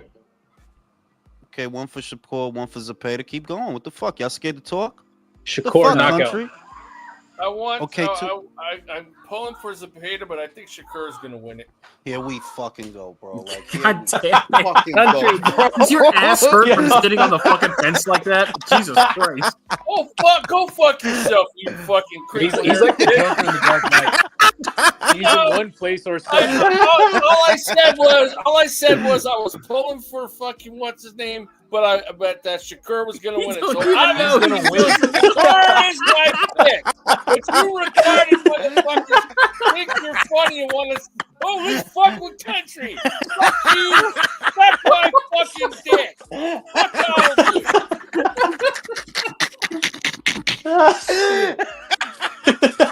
Oh, the country never changed. Country's been Oh, horrible. that was a good rant. You know what? That was a good rant. Don't say I never gave you anything, you motherfuckers. Country, tell us how you really feel. Country, tell us how you really feel, you That was a scumbag. good It's fucking modern day rant. Oracle. That was a good rant. But I'll go now. I got Shakur by knockout. in honesty, there were two things. There were two red flags that made me lean towards Shakur more. One is what happened, or the revelation in between the two Tevin Farmer fights. That you didn't even get tested by VADA in the first fight, right? And I'm just thinking, and I said it, that there's gonna be VADA testing when you fight Shakur. That there will be, and I don't think you're gonna get to use your gear the way you need to use your gear to stay in character. So that's something that's on my mind. What actually happened in the Farmer fights is on my mind. That you didn't really have to chase that guy. He was in front of you. You had him in front of you a good amount of the time, but you just couldn't put him away. I do think Shakur is a trickier target. I do think he's harder to hit. I know that he doesn't have the output, and that's what makes this an exciting fight. That William has the output that you don't have. So you're gonna need to come up with answers. You're gonna need to throw punches, because if you're not, he will. I gotta ask you this: when has William Zepeda, irrespective of any fight he's been in, not stayed in character in terms of stamina? Like you've never seen. It hasn't happened. It hasn't happened. So do you think it's going to happen now? No. What I'm seeing, you guys can disagree. What I'm seeing is I think Shakur's going to walk him into some shit, and I wouldn't be surprised if he knocks him out. I think Shakur is going to beat him up. I think Shakur's going to walk him into some shit. And I think y'all full of shit. now what I think is, this is just how I see the fight. I don't know if Shakur's going to run, because it wouldn't surprise me if he fucking did. Let's get that out of the way. But I'm remembering the Conceição fight and what he was doing in the Conceição fight. And he wasn't way on the outside, moving lateral in the Conceição fight. He was just stepping around him, just kept stepping around him and staying with him and punching him over the top of his jab, punching him. Is his hands durable enough? That's a fucking problem. That's a fucking problem, bro. And that's why I'm picking Shakur in a boring UD, His hands are gonna get fucked up. He's gonna get booed. I don't think it's gonna be boring, Drew. I don't think it's gonna be boring. I think because his hands, he's gonna fuck up his hands, Jules. He's no, got but brittle William hands. William will make it exciting, and that's what I mean. That's why I fuck with William, because look, he's gonna make it exciting. Like he's gonna force you to work, dog. And I I think kind it of should- want William to lose just so I can see Oscar bitch. Another guy loses on a ring card. I think if Shakur starts to really cut into his output, he's really gonna fuck Zepeda up. Like if Zepeda starts becoming hesitant to throw and to do what got him to this fight, I don't know what else he has to his game. Where I feel like Shakur has like 2 or 3 other levels to him. I think he might actually beat him up. Real G I said, might not stop Real him, G but- said, I know that Shakur is definitely responsible, but how durable, that's a good question. How durable is he if he does get hit? Can he take a punch just as good as Farmer? That's a damn good question. Well, What do the y'all last think time about he was that? in the ring with a guy who could punch, the answer was no, because he turned into a track star after that. That's true. And I also in a look at it general like this. sense, boxers really don't like getting hit. A lot of the time we see why they don't like getting hit. So that's a good question. Muhammad Ali was a boxer, a classic boxer. He fought for me outside. I hear you fucking. I hear Julio. Let's bring up Ali because clearly every pure boxer's Ali. Yeah. When Ali came back, from Julio. his hiatus, he was a boxer puncher though. That's true. He And- didn't move around as much, but that's also because his legs were gone. In fairness, after the 3 years. I got Shakur in this fight just because Zepeda and Oscar talked way too much shit and then kept trying to avoid this fight over and over. So clearly you know something we don't, bro, and you don't like what you see. That is another good point that Oscar made this much more. If you believed in this guy, right, you wouldn't have did all that bullshit, bro. You wouldn't have did all that bullshit. Y'all made this shit wild difficult to make. It took for Turkey and all his M's to put. And generally speaking, Oscar's fighters don't have the best track record on Turkey shows. The only one who really won anything was fucking Zerto, and that was in Latino night. The rest of the time, his guys lose. And Virgil. Well, yeah, Virgil. Got to give it to Virgil. Got to give it to Virgil, Virgil. too. How do you like the way the ring 4 card's shaping up? I like the little graphic they used for it too today. What, that they're gonna shrink the shit? No, I'm talking about the ring 4, the next card with David. Oh and no, Gerard. that shit is fucking beautiful, bro. That shit is fucking beautiful. Like I love the card. It's just that the question is, what will it do commercially? Because we know Devin don't sell pay-per-views, and David don't really sell pay-per-views either. So what's it gonna do commercially? I love the card, by the way. Like they have my money. As soon as I can buy it, I will buy it. Bro, Abdullah Mason versus Sam Noakes is gonna be a crazy fight. Crazy fight. It's a good fight. Julio, does David stop Yard? I don't think so. I think No? Yard beats him. I think Yard. Yeah, I forgot. Julio has Yard. Julio has Ignacio. I didn't get to ask you about that. What happens in Benavidez versus Yard? I think Benavidez is tough in the first half of that fight, but I think as the fight goes along, I think Yard starts to kind of put it on him, and I think he probably ends up beating him. Like I think he stops him late. Wait. When was Yard's last fight, real quick? It wasn't that He long just ago, fought bro. Lyndon Arthur. It was on the undercard of Conor Ben versus Chris Eubank. Yeah, that was what 3 months ago now. Yeah, he fought. You know, he ain't got no ring rust. He fought, and he fought regularly before that. It was scrubs, but he was fighting. Even it was scrubs though. No, we're gonna finally see David fight. This is his first legit power puncher. Chris, how do you have that fight? Anthony Yard by upset. Really? Y'all talking shit. You talking shit, Chris. I'm not talking shit, man. That dude can punch hard and he puts his punches together. But there lies this problem. If David Benavidez, who has more volume than Anthony Yard, because Anthony Yard is very pedestrian, That's true. if David Benavidez puts that volume on him and he can't do anything with it, I think he gets overwhelmed. Or Anthony Yard punches in between that shit and takes him clean the fuck out. Country, how do you have it? I think it's going to go into the late rounds. I got Yard connecting with him in about the 9th round, and it may be possible TKO. Wait, too many people are picking Anthony Yard. My God. I just think it's perfect for him. Like I think this is the perfect Jules, fight for Yard. there's not a guy on Benavidez's resume that can say he went toe to toe with fucking Artur Beterbiev for 8 fucking rounds before he finally And lost. Sergey He's Kovalev. got And the Sergey perfect Kovalev. style for it. perfect style for it, experience, and he's a real light heavyweight. He's probably big for light heavyweight, to be honest. Yeah, He probably should is. be at He is. cruiser. Virtuoso said Benavidez by dodgy decision. Yeah, Bro, at 168, Damn it. David was just grabbing guys and then putting them on the top shelf, and then they couldn't get down. That's how he fought at 168. yeah. I feel like at 175, like athletic guy can counterpunch. You know, I can see it happen. What do you think about what Grant said, Julio, that Yard looked bad in his last fight? I still think Lyndon That's why Arthur I would asked give about his last Benavidez fight. problems. Because if he's not with his style, if he's not sharp, then he's just gonna get hit. So, because he likes to do the shoulder roll shit a lot, and a lot of that is just based on his like reflexes and athleticism rather than any type of like technical skill. So I feel like if he's not sharp, then yeah, David could land a lot of punches. I would say that the Lyndon Arthur fight, he looked bad in that fight. I agree that in the first half he looked kind of just shit. He got off to a slow start before he really started taking the fight to Lyndon. But Lyndon fights nothing like David is my thing. He doesn't fight nothing like David. And Lyndon also can do that to anybody that's not named Dimitri Bivol, bro. That jab in that 1-2, bro, that nigga's made a career off of that. And he's very, very awkward with the length, bro, and the girth. Yeah, and the veins. Like it took and the Dimitri chicken skin. the foreskin. Dimitri stopped him in 12. He stopped him because he stopped Lyndon. He didn't stop him. He went all 12 rounds. He stopped Ziad afterwards. He didn't stop him. You sure he didn't stop Lyndon Arthur? You're No, sure? he didn't. He absolutely He did went not all stop 12. I think he hurt Arthur or dropped him. He hurt Arthur. He dropped him, and I think We were the 10th or 11th. judging him.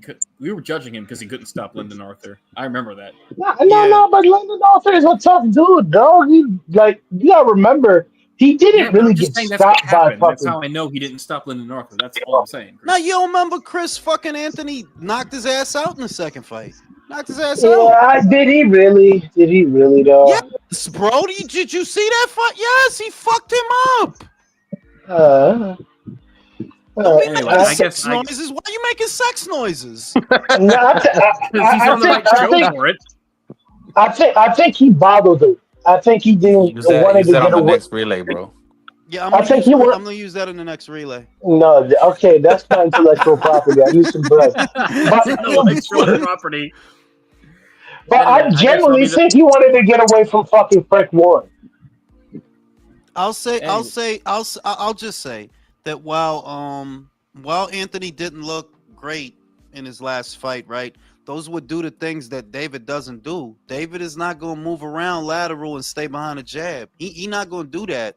He going to come right to Anthony Yard. So the real thing is, does Anthony survive the initial onslaught? Because David that fight is going to be fireworks. Like, yeah, it ain't going to take long for things to pick up between those two. It's just a question of how long does it take Anthony to get into the fight? Because if you're not punching, David Benavidez will. He will punch. But David don't hit like Arthur, and Arthur took what 9 rounds to fucking fuck him up. Yes, sir. Yes, sir. But Just that's why by I that. don't have Benavidez winning by knockout, but I do have him winning a decision. I don't think Yard punches enough, and I don't think he's going to be sharp enough. So then you're going to just gas out in the later rounds and let Benavidez not cruise, but he's going to get it. He's going to get the decision. So you think he's going to pull away at the end? Yeah, I think it's going to be a good win. And what Yard David are we is going to get? Are dangerous, we but- going to get the flabby one that was with Vosdick, or the one that's somewhat in shape versus Morrell? No, because you know who's with him. He's still with Memo, so you know what kind of Memo's shit back, you bro. will. Yeah, Memo's there. Rigman says Yard has no shot versus David with that shitty stamina. What do you say to that, Julio? Don't get fucking Lick quiet, my balls. How Julio. about that? I want to. Anybody heard from Mirage since this That was fight was made? hostile. He put out a video saying that Bivol ducked Benavidez. That's his. No, What, but do you nothing actually about- watch his channel, bro? No, but real Has quick, Yard's gas tank definitely is. Oh, you know, Jules, you got to watch out. Country's a chat jumper. He's got a wrench on your show, Coach Malachi's show. You Got know, quite the resume, country. Quite the resume. Fuck yeah, I'm a pimp. He's a general- He he's a has general one. threat He has a wrench on Eagles channel too. Who? Yo, stop. oh no, Country. I don't even go to that channel, dude. For real. But yeah, so what do we got this weekend? Who do you guys have? Final pick. Give your thoughts. Matias Puello. Man, Puello's kind of good, man. I'm not gonna lie. I like Puello. Pollo, You like pollo. 3 for Puello? I Damn, like 3 Puello for too. Puello off top. 4 for Puello. I think it's 50-50. Like I think Matias has the perfect style for it, but Puello's actually kind of good, man. I was actually rewatching his fight with Gary Russell, and I thought he kind of schooled him, to be honest. Yeah, he beat Gary real good. He did And beat Gary. we got Katie Amanda Friday, right? I was gonna allude to that. That okay, is the third time gonna be the charm for Amanda, or does Katie go 3-0 in the trilogy? I got Matias. Fuck, I just want Katie to fucking beat her again. I'm tired of this fucking broad. I know she's a friend of the show, but fuck, I'm tired of the crybaby shit. So according to Drew, Katie goes 3-0. Julio. I think Katie probably. I'm picking Amanda, but I'm gonna do a country. I have a feeling that Katie's gonna win, but I'm picking Amanda. Okay, so 1 for Amanda, 1 for Katie. Real talk. Does Katie go 3-0 this weekend, or is the third time the charm for Amanda? Nah, wait, I think it's gonna go 3-0 away. Oh shit, 2 for Katie. Country. I got Amanda this time. I think she's gonna finally get her redemption. 2-2. Undefeated. I got Amanda. I was watching the interview with Katie. Side note, man, her fucking accent is horrible. God damn. So I got Amanda. Can't understand where she says. Ignacio, how does it go? 3-0 for Katie, or is the third time the charm for Amanda? I think it's 2-1 Katie. I think Amanda figures out how to beat her this time. Jason, how does it go? Katie goes 3-0. You can't knock her out, and you can't beat her in decision. So, Katie.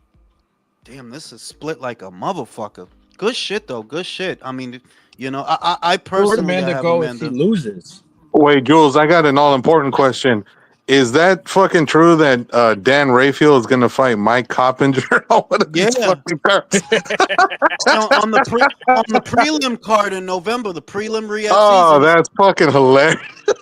It's a great fight. It's a great Mike has been working out. You know, he's looking good. He's still a little prick. They should have a pie eating contest. No, man, better reinforce that fucking ring. Yeah, no, you but know, seriously though, Jules, where does Amanda go if she loses? If she loses, she goes no. If she loses, she goes back to Feather, has a swan song fight, and calls it a career. If she loses, So she does a Cecilia Breakis? Yeah, you know, she'll go. Katie, she already said she's gonna go back to Feather. She already said that.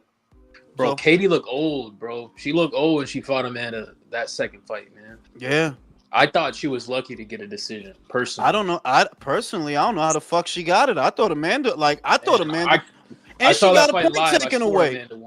And she got a point taken away. That's why I'm like, I don't really know how Katie won that fight, dog. She got a point taken away in that So fight. if Katie boy. wins, does she go to the Chantel Cameron rematch or Holly Holm?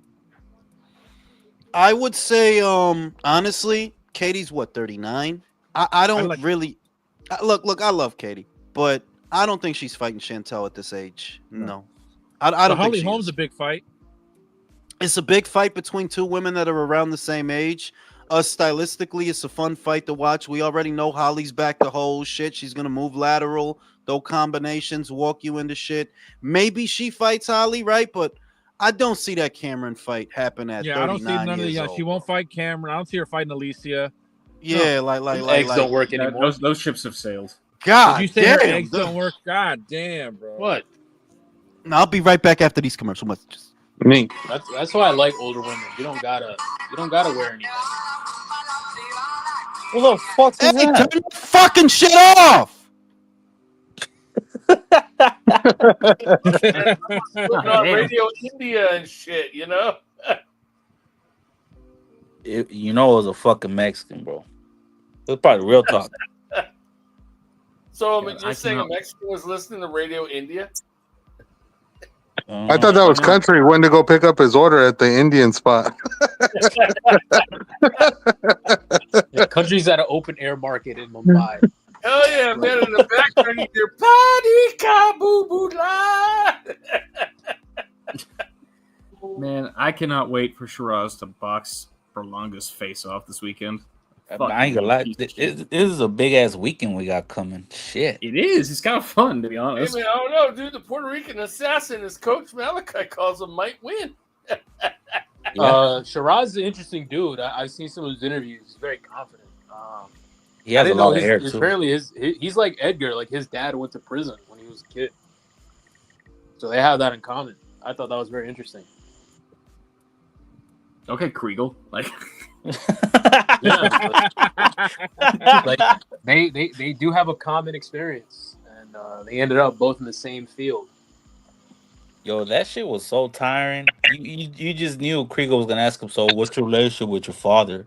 Oh, he went to jail. He wasn't there. Like, man, that's so sad. And how often did he beat your mother? That's really my business. Like, you fuck off, you jackass. What are you doing? Point though, man. He says that Shiraz doesn't need his head good.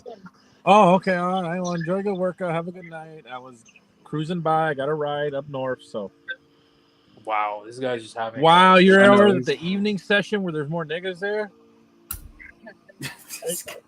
I know that little guilty laugh. Drew. The fuck? Mute your mic. Yeah, what the hell? Mute your mic. Fucking Hitler over here. Stop flirting with Lady Hitler over there or whatever. Like, goddamn. Bitch, ever since he found out Rolly smashed that one broad, he was all fucking hot and bothered about. Now that motherfucker is over here doing shit like that. He's on a kick now. Hey, country, how bad does it burn Drew that shit happened?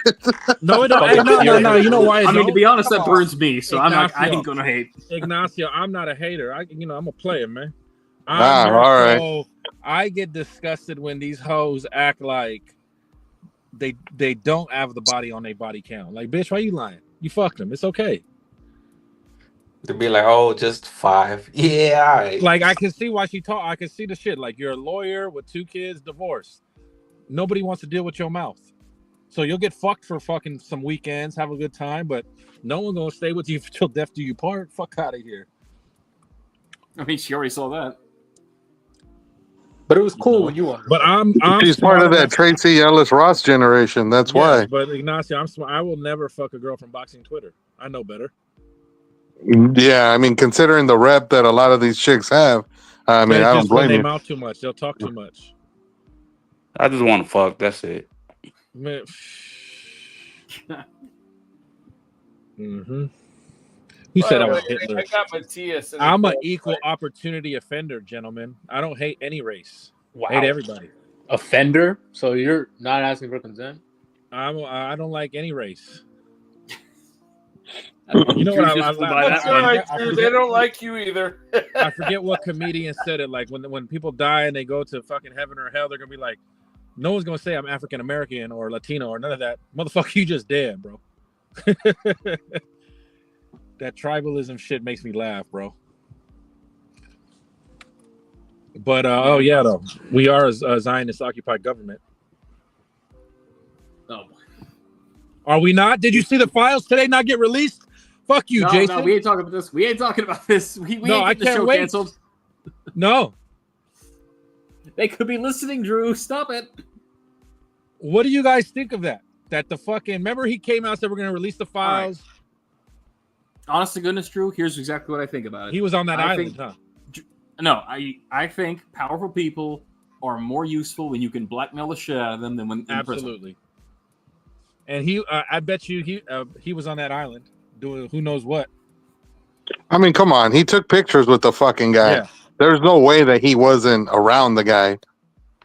But he's definitely involved. But it's not just him. It's like so many other powerful people. Yeah, like it's the president, a former president people are of Spain. suckers for a private jet and a fucking free party. It's crazy.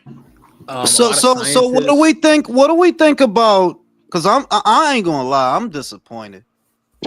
No client list, huh?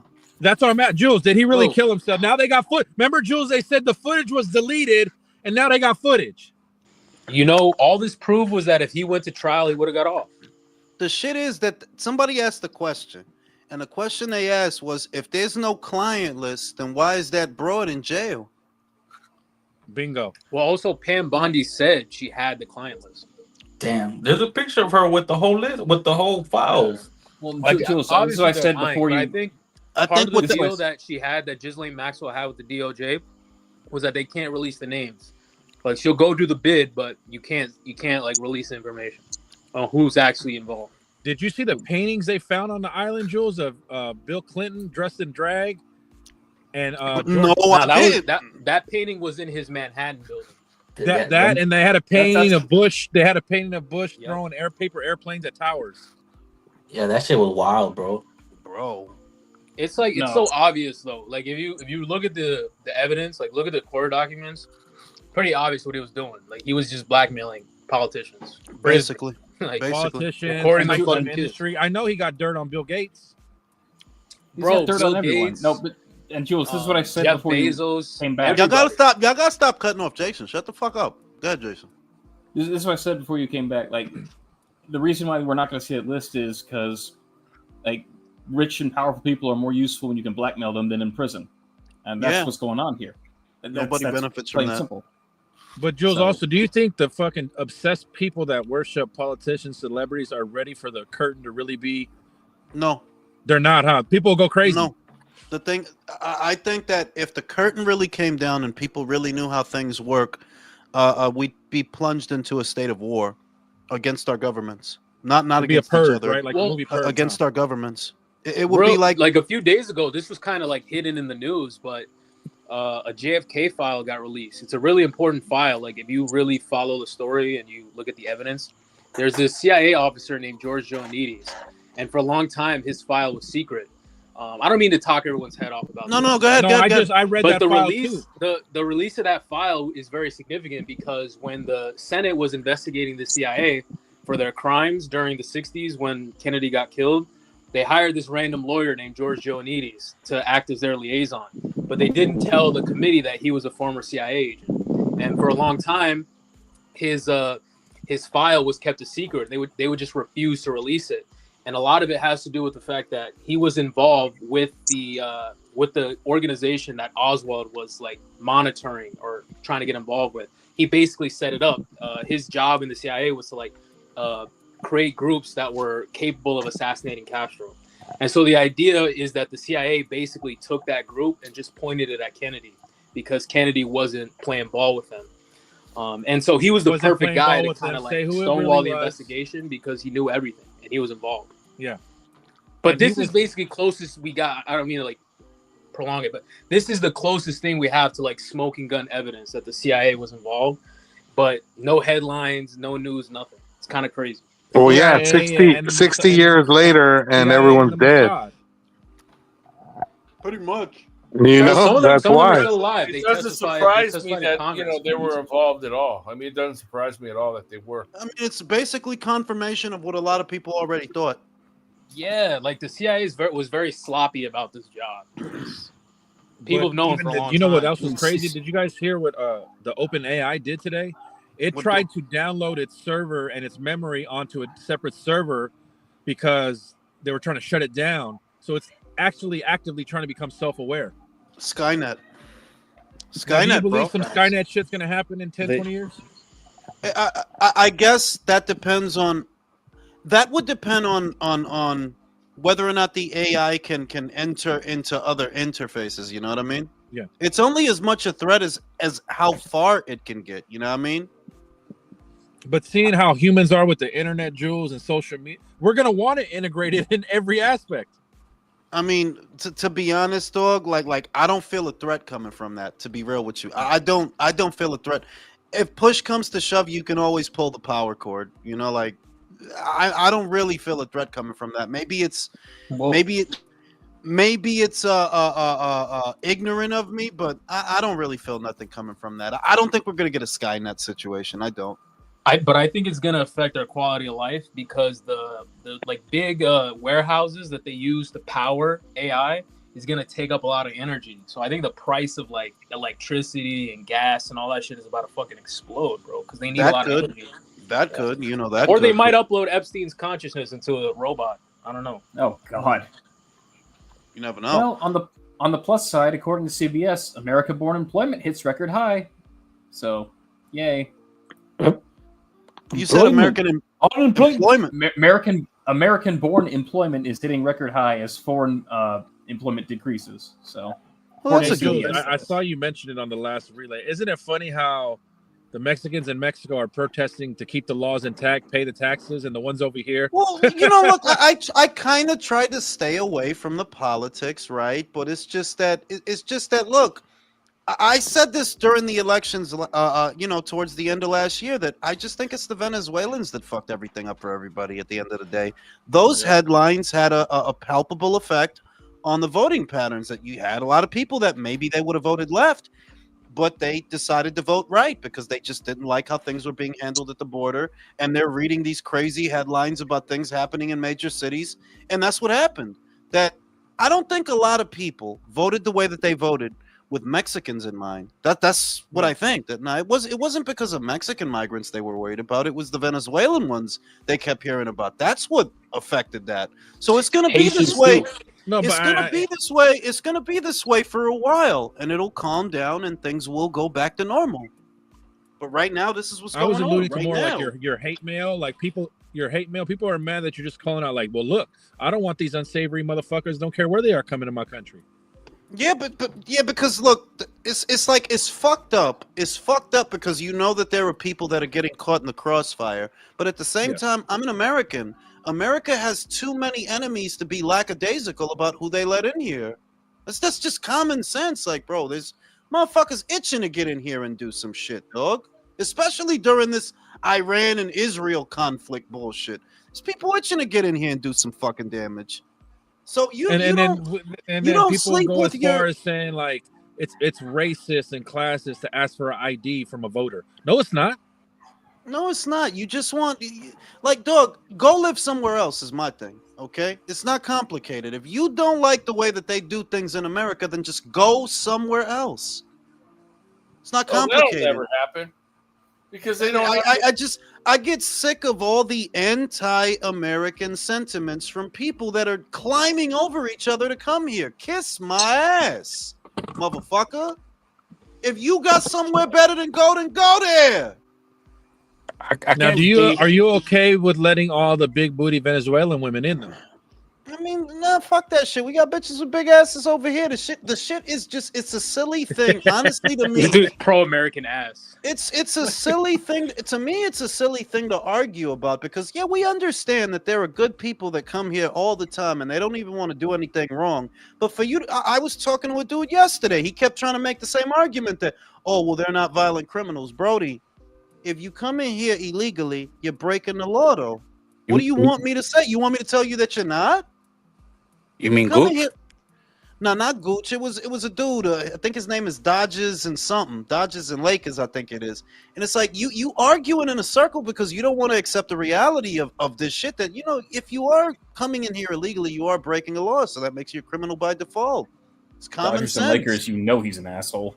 Yeah, it's common sense. Like, what do you want me to say? I'm not saying that all them people is bad because I don't think all those people are bad. And I think that immigrants do contribute to the economy. Like, there's a lot of good people that come through and they just want to work.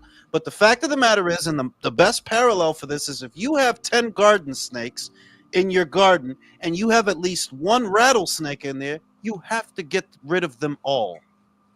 It's not complicated. You have to get rid of them all. You can't take the chance with the fucking rattlesnake, bro. You can't. It's not complicated. Okay. Shout out to Misael. Epstein got deleted during his last administration. Now, no client list, but the dude had a big logbook, pics. There's an audio interview. Yeah, but you want my honest opinion, Misael? I never expected that list to be published. Nah, not while he's in office. Yeah, I think he's on it. Like, bro, come on. Like, He's come on. Like he's so on it. So the official list isn't out, but his black book is on the internet, and you can pretty much assume that anyone in there is there's probably a video of them sacrificing a child somewhere, sacrificing a goat to an ostrich or something, all sorts of weird shit. Like it's pretty obvious that if we didn't get the list, it's because Donnie J is on there. You know, so he's just as bad as everybody else, but that's what I already thought. You understand? Like, that's what I already thought. Yeah, like people want to fixate on him, but it's more than just him. It's actually concerning, bro. Yeah, I think there's enough there that people aren't ready. They're not ready to know how things work, because if they did, you'd have a bunch of revolts all over the world probably. Yeah. And now I'm seeing a lot of more people call for that third party from Elon. Because honestly, you look like shit hiding that list. Now that you said you were gonna drop it. Yeah, honestly, the only thing that's saving him, what I find unique about the current state of affairs in America, is here you have a politician. It never happens this way, but here you have a politician who actually did what people wanted him to do as soon as he got in there. The people that voted for him. What did they want? They didn't want boys and girls sports. They didn't want tax dollars going into gender affirming care. They wanted security at the border. Well, for those voters who were influenced by those things, they got what they wanted. That's what sets him apart, because we get politicians in there all the fucking time. They don't fucking do what they said.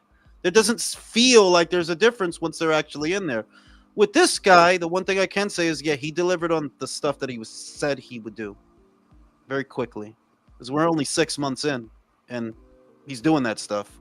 So that gets him some brownie points. But at the end of the day, you're on that list. That's why we don't know who. That's why we don't have it, because you're on it. Now there is no list. But Ghislaine Maxwell is locked up for some reason. What's she locked up for if there's no client list? Oh, she's locked up for all those underage girls who were whored out to people we don't know, because, you know. To all the no people list. that were not on that list, I guess, you know. That didn't fly to that island. Right? You know, and she had a great fucking rack, by the way. Have y'all seen Yeah, that? look, I think it was just. Have you seen that Stas Travis's rack?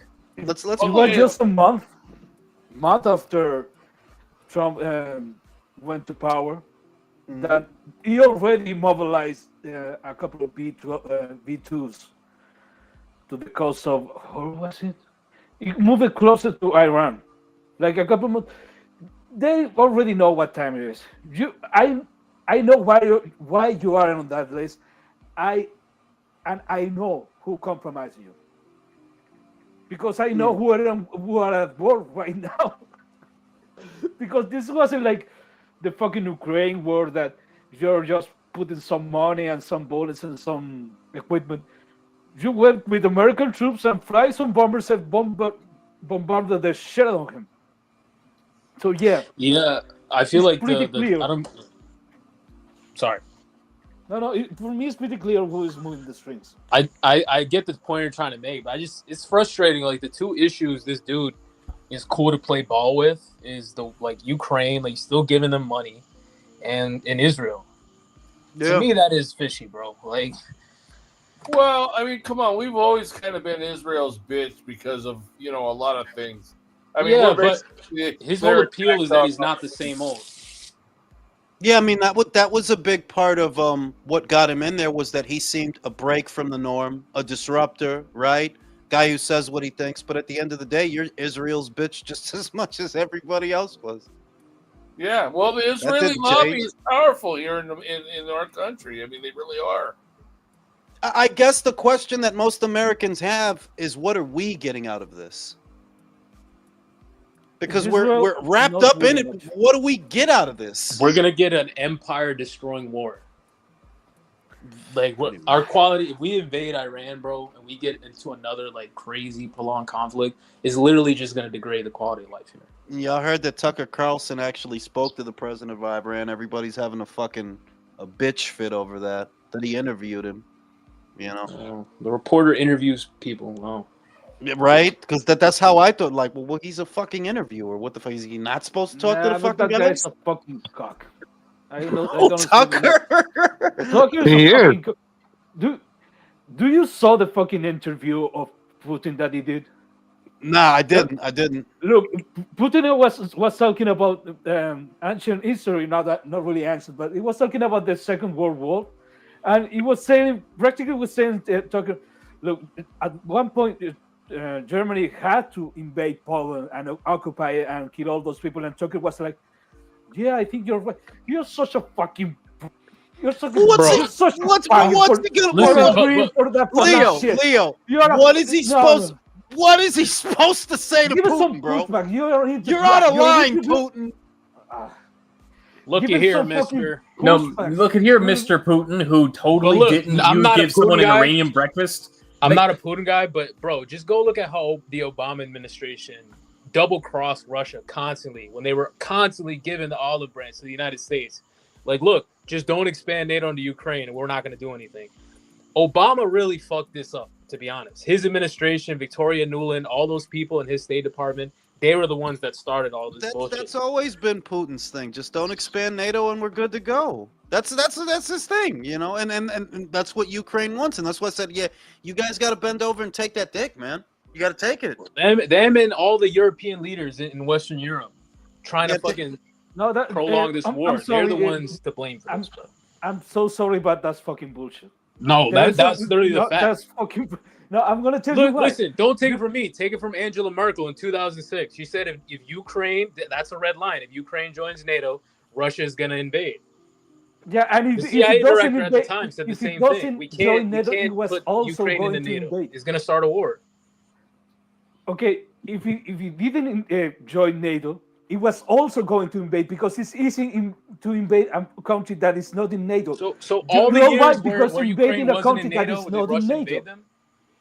Hold on, let me read the super chat. Virtuoso said DT and Elon are PDF files. Musk is pump faking and on releasing the tapes because he's actually on the list too. Isn't real, got dirt on them. No, that wouldn't surprise me either. That wouldn't surprise me. Casual Bass Guy says, Ring, what do you think about Sean Zatel's theory on what he thinks Saudi and Turkey are trying to actually do? I didn't hear what the theory is. What is it? I didn't hear what his theory was. I didn't hear any theory either.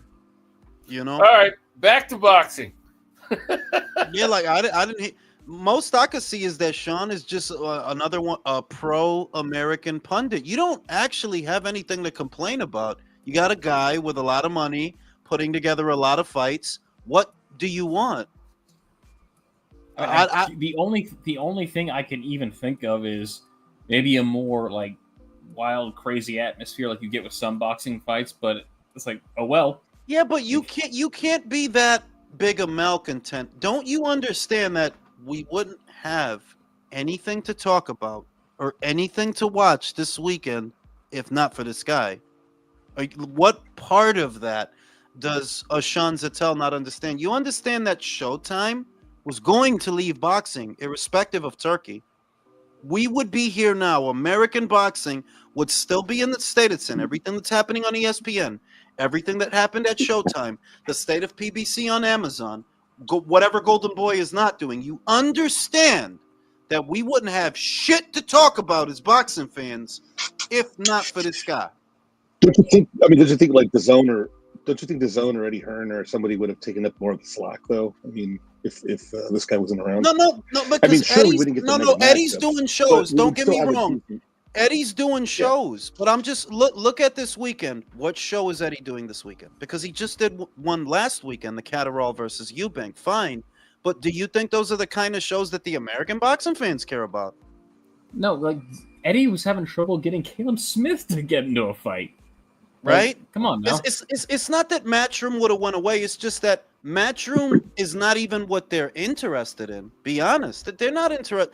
You know, the American boxing audience is not interested in those shows. So it's not even that Eddie would have went away or wouldn't have went anywhere or something. But I'm just saying that if Turkey wasn't doing this card this weekend that we're about to watch, what the fuck were they gonna watch? They're waiting for that Pacquiao Barrios fight next weekend.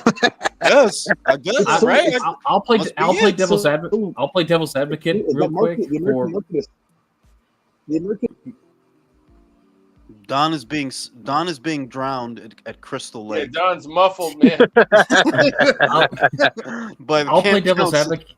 Yeah, I'll play devil's advocate for Sean and maybe other boxing writers. Like I can see where they be more pro-American than others because it's their livelihood, right? If boxing's always happening somewhere out of the country, well, it starts to be more expensive to do their job than being over here. They have to buy the plane ticket, they have to go over there, to do the interviews. So I get it, but at the same time, you helped create the situation we're in.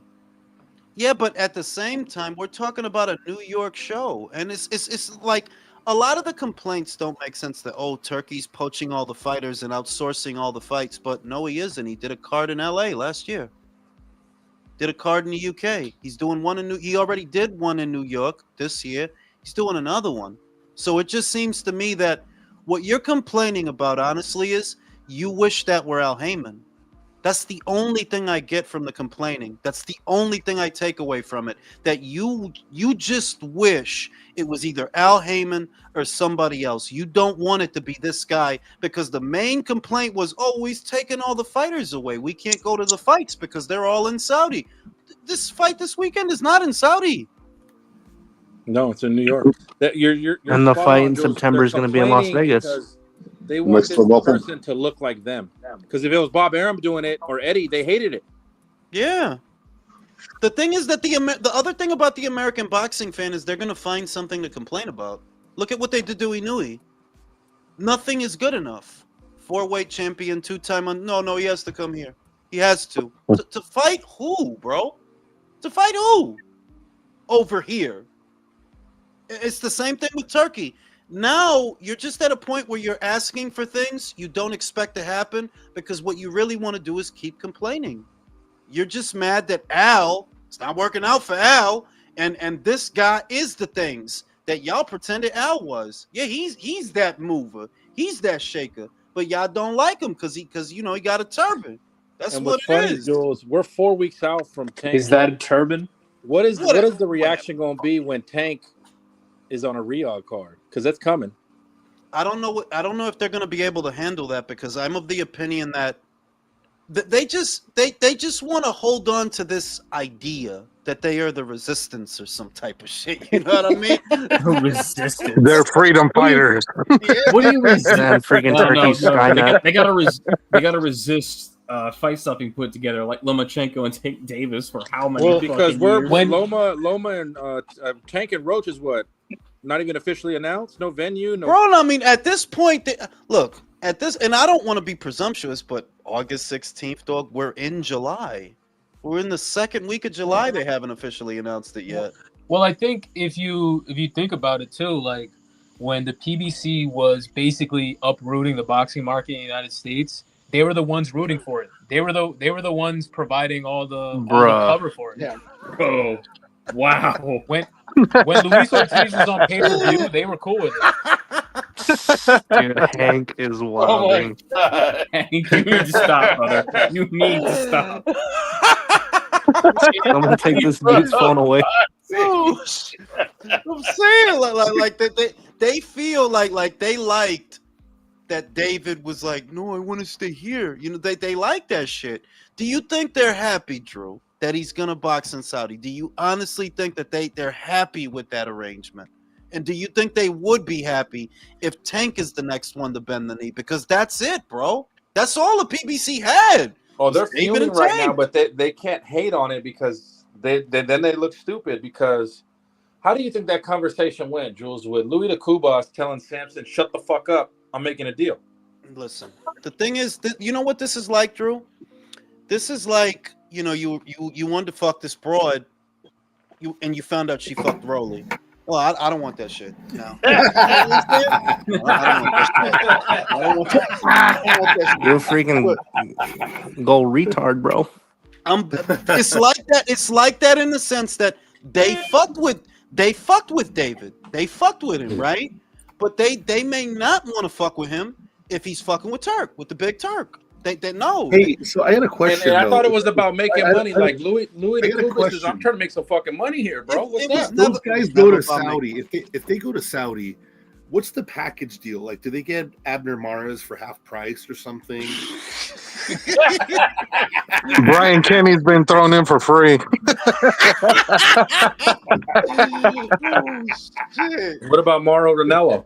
No. I mean, no. Honestly, though, that I think that the way their minds work, because look, we called this when it came to the Wilder shit. You know that they're gonna start to leave after that. They don't really like him like that. They just wanted to hate on the Englishman, and that galvanized them to get behind Wilder because they weren't behind him before that. With David, it's kind of like, yeah, they liked that he was gonna stay here and he was gonna stand on his square and be independent and I'm a Vegas fighter. I'm a Vegas, all the bullshit. They fuck with that, and the content creators, they can make videos all day about that shit. Well, Now, they're It's the funny how the reason content that creators are pro-American when it's a foreigner coming, but anti-American when it's domestic stuff going on. yeah, when the PBC was destroying boxing in North America, they were all rooting for it. They thought it was amazing. They had no complaints, which literally led to this moment where Turkey can come in and fill that vacuum. it's their All crabs these in a content bucket. creators were supporting it. They're crabs in a bucket. They rather the sport be ruined than see somebody else in charge of it. In a word, that's what it is. You know, upon the inception of the PBC and the way that they were talking about Al Heyman, like he was going to take over the sport, some people are still holding to that dream, or are now bitter because they know it's not going to happen. They would rather boxing just die out than have somebody else in charge. It's literally that line from Al Heyman, bro. They likened Al Heyman to a modern day Nat Turner. That's what they really did. Fucking ridiculous. it's like that line from The Dark Knight, Jules. They're just some men who want to see the world burn, and that's Yeah. that group of people. Yeah, they don't support anything. You understand that? They don't support anything. If we're being the fight is in New York, dog. You fuck with Shakur, foundational American, whatever. All right, the fucking fight is in New York. Is any of y'all going? Nah. Thank you. And most of the complainers are on the East Coast and Midwest. Are you gonna buy the pay-per-view? No, because you don't support anything. You're not about anything, dog. So just tweet your tweets and steal your shit and hurry up and buy, bro. All right? The fuck? Well, A speaking lot of of it is fights, hubris too. Like America isn't number one anymore. Nope. Yeah. And they Like struggling with that. The good old days are over with. yeah. Speaking of the card in November, out of the 4 fights, which one do you think has the most likely potential to be the upset? Let me think, because that's a good fucking card. So Benavidez Yard, Abdullah Mason versus the Australian. Well, wait a minute. How do the English. odds makers actually have Haney versus Norman? Who do they have as the favorite? Realistically, who would be the favorite? I Because think this Should be is Norman. Devin. I don't know, but I think they're gonna make Devin the favorite, bro. Yeah, odds makers will probably make Yeah, Devin Devin. the favorite. But I think that's actually a tough fight for him. So he's gonna die in that fight. Jesus Christ. Jesus, okay. That's a prediction. Shout out to Keenan. It's doubling down for the sake of yes, exactly. Doubling down for the sake of doubling down. They were so anti-Turkey, anti-Bud, anti-Eddie in the beginning. They don't want to admit they were. That's exactly what it is. That's exactly what it is. To see Bud as doing, you think they want Bud to be in a Canelo fight? No, they wanted Spence to get that fight. They didn't want Bud to benefit from none of this shit. But is it Bud's fault that Errol decided to become a dirty drunk and get fucking almost killed? The shit is that motherfuckers like this, right? That's why I don't even really like spending time talking about this garbage.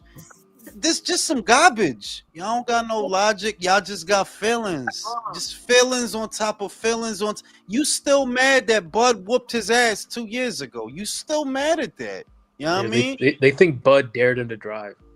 Yeah, like you know what I'm saying? Like a lot of it is just bitterness that, like, yo, all that shit y'all said about Wilder, about Spence, about the PBC, about Amazon, y'all just feel fucking stupid all day to the point where I don't really think a lot of them want to watch boxing no more.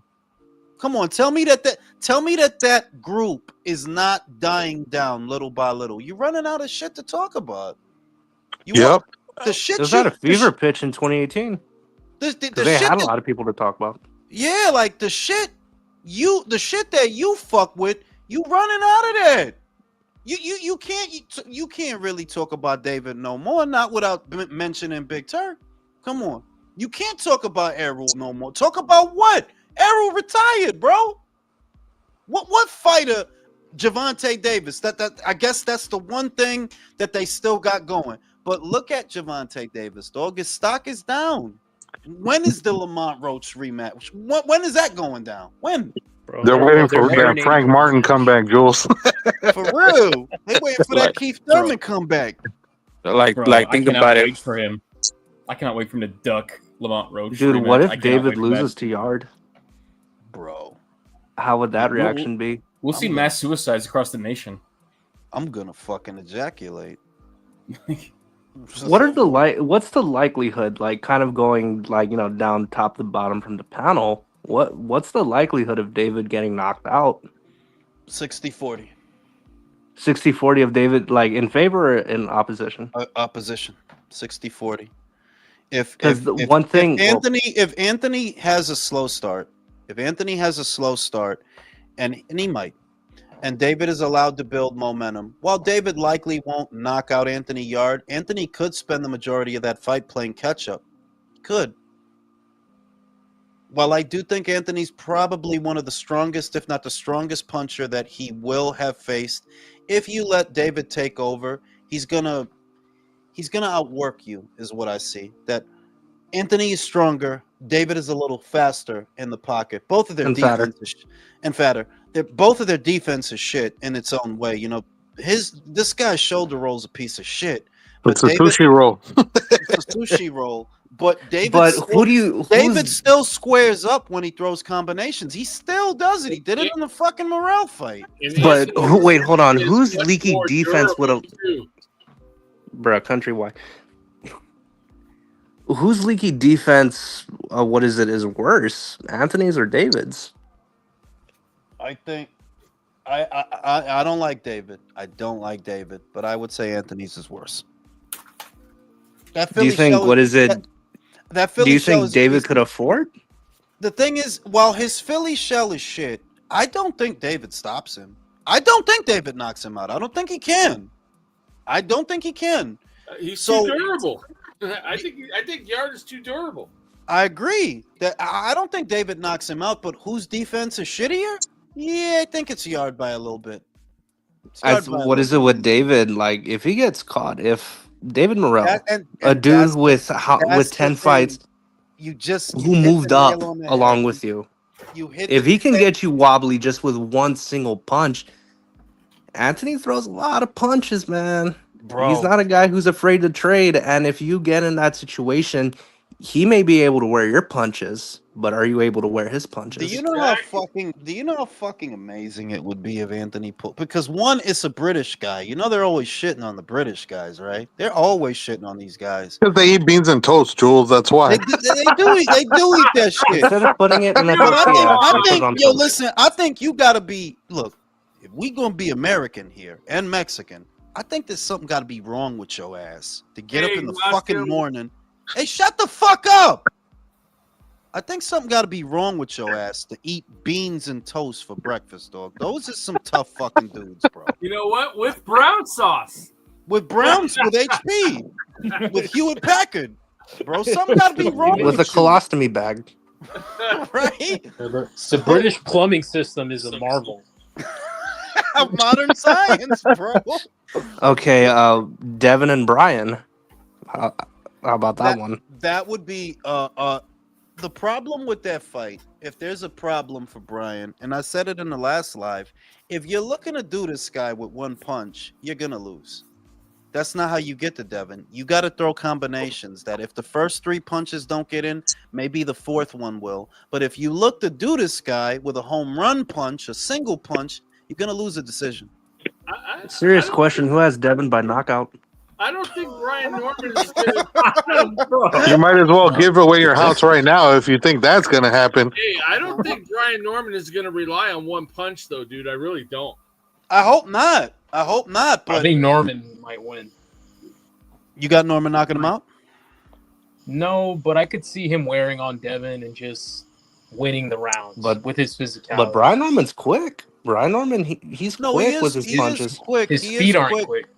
He is that's what I was alluding to. That if Devin does the shake and shimmy and shuffle and sidles around the ring, it'll make it hard for Brian to land his power shots. He's not that fast on his feet. Wait, who's taller? Brian. I don't know. I don't know about that. I don't they're know. above the same height. Yeah, they're who has longer reach? That's what's gonna make it interesting. The longer dick. Come on. Noakes fight with that. I'm sorry. I have to go back to this. I have to go back to this. Are we really asking is Devin Haney going to knock anyone out when this is the same dude? Dude, I said who that as a could- joke. I wasn't being serious. That was Okay, good. sarcasm. That was sarcasm. Nobody. It's like saying I just- Rolly's an Ivy League college graduate. Bro, That's never nobody- gonna happen. No one on earth thinks that Devin Haney's gonna knock anything out. The question Dude, is, Rolly's stupid, and he probably doesn't even think that too. the question is, can Brian close the distance, get off those power shots, and wear out Devin? Because I don't think for it's one thing, in spite of what Turkey's saying about being against Tom and Jerry fights, I don't think for a second Devin is going to sit in the pocket with this guy. I don't. I think he's going to try to do the same shit he did in the Jose Ramirez fight. Yeah, I think he's going to do that shit again. There's no fucking way he sits in the pocket with this guy. No. I think maybe with that fight they shrink the ring. Ryan Garcia has him shook on left hooks. Did you see any time Ramirez even kind of cocked his left hand back for a hook? He jumped back.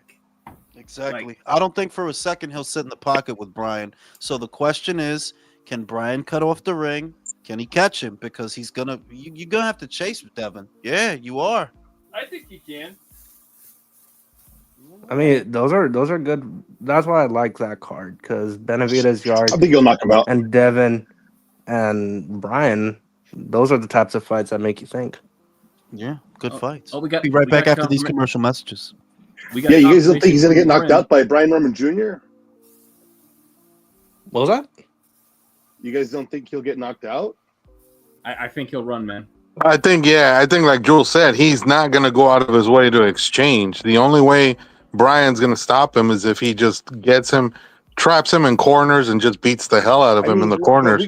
We gotta think about it though. Jose wasn't fast. I mean, he's shot.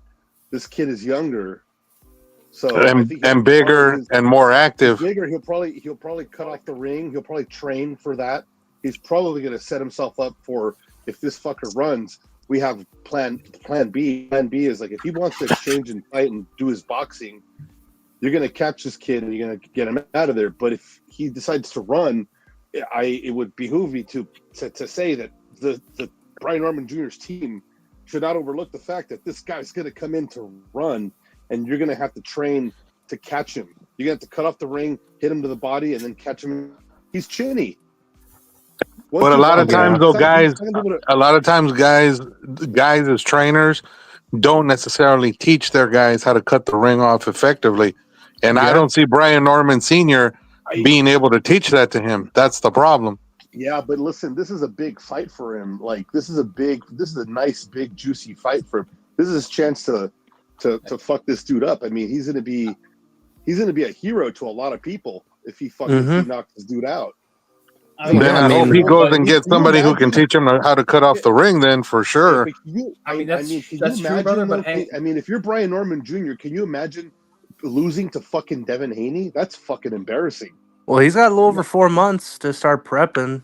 I'm just saying. Yeah, but like, Devin has spent years mastering the craft of running. Okay, this is his lifeblood. No, so, dude, all right, I got a question for you guys.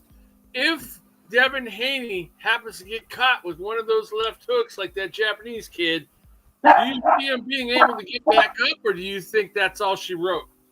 Well, it depends on how he lands it, so maybe. Yeah, I think he'll get back up. I think, listen, from what we saw, Ryan caught him clean.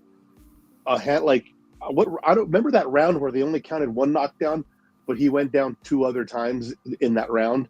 I counted those knockdowns because the RB Doc didn't count those knockdowns, but they were clearly knockdowns. So he does have some recovery. Honestly, Don, I don't think he wants to get hit on the jaw, because look at how Ryan left his fucking jaw. He left that shit looking crazy. So imagine if Brian Norman lands a shot on that jaw. Forget it. It's a wrap. No, if Brian hits him with anything, so you're saying like he's got a fractured, he's got a fractured base now. Yep. So if he gets hit, he's probably going to go down. He's probably been damaged already. He's damaged good. If Brian hits him with anything like he hit Jin Sasaki, Devin's going to wake up thinking he's back in the Ryan Garcia fight. I'll ask you guys this: so who's the naturally bigger guy, Ryan or Brian Norman Jr.? Brian Norman. Brian Norman. Who do you think is decisive power? Brian. Devin. Okay, Of course, then Ryan. but with your logic, No, he's talking about Ryan Garcia, not. with your logic with the fractured base, I think we probably I smell a knockout. I smell a knockout coming. This guy's younger. He's not Jose fucking Ramirez. Shot Jose Ramirez, almost looking cross-eyed and shit. He's not that. This dude's gonna be hungry. This dude's gonna go. The dogs agrees. I don't think they're gonna overlook cutting off the ring. I just don't think so. I It's know too it was big of a opportunity. joke. No, I know it was a joke, but every time I hear Devin Haney can punch or anything like that, I'm like, this is the same dude who couldn't wobble Jorge Linares. Jorge fucking Linares. Fuck Oh it. yeah, the glass jaw himself. Like, talk about a fractured base. Went up to this man after the locker room. Do I hit as hard as Loma? Do I hit as hard as Loma? No, you clearly don't, bro. Get out of my locker room. He did that? Yes. Yeah, he did it after the fight. You're fucking kidding. I didn't know that. No, go back and watch it, right dude. after the end of the fight. He walks over It's to on him and Fight he asked Hub. him. A lot of channels covered it. So I mean, that's interesting. But what about this weekend, Shakur and Zepeda? How do y'all guys have that fight? Shakur, like First I think of I have all, Shakur- what is all that shit above the ring?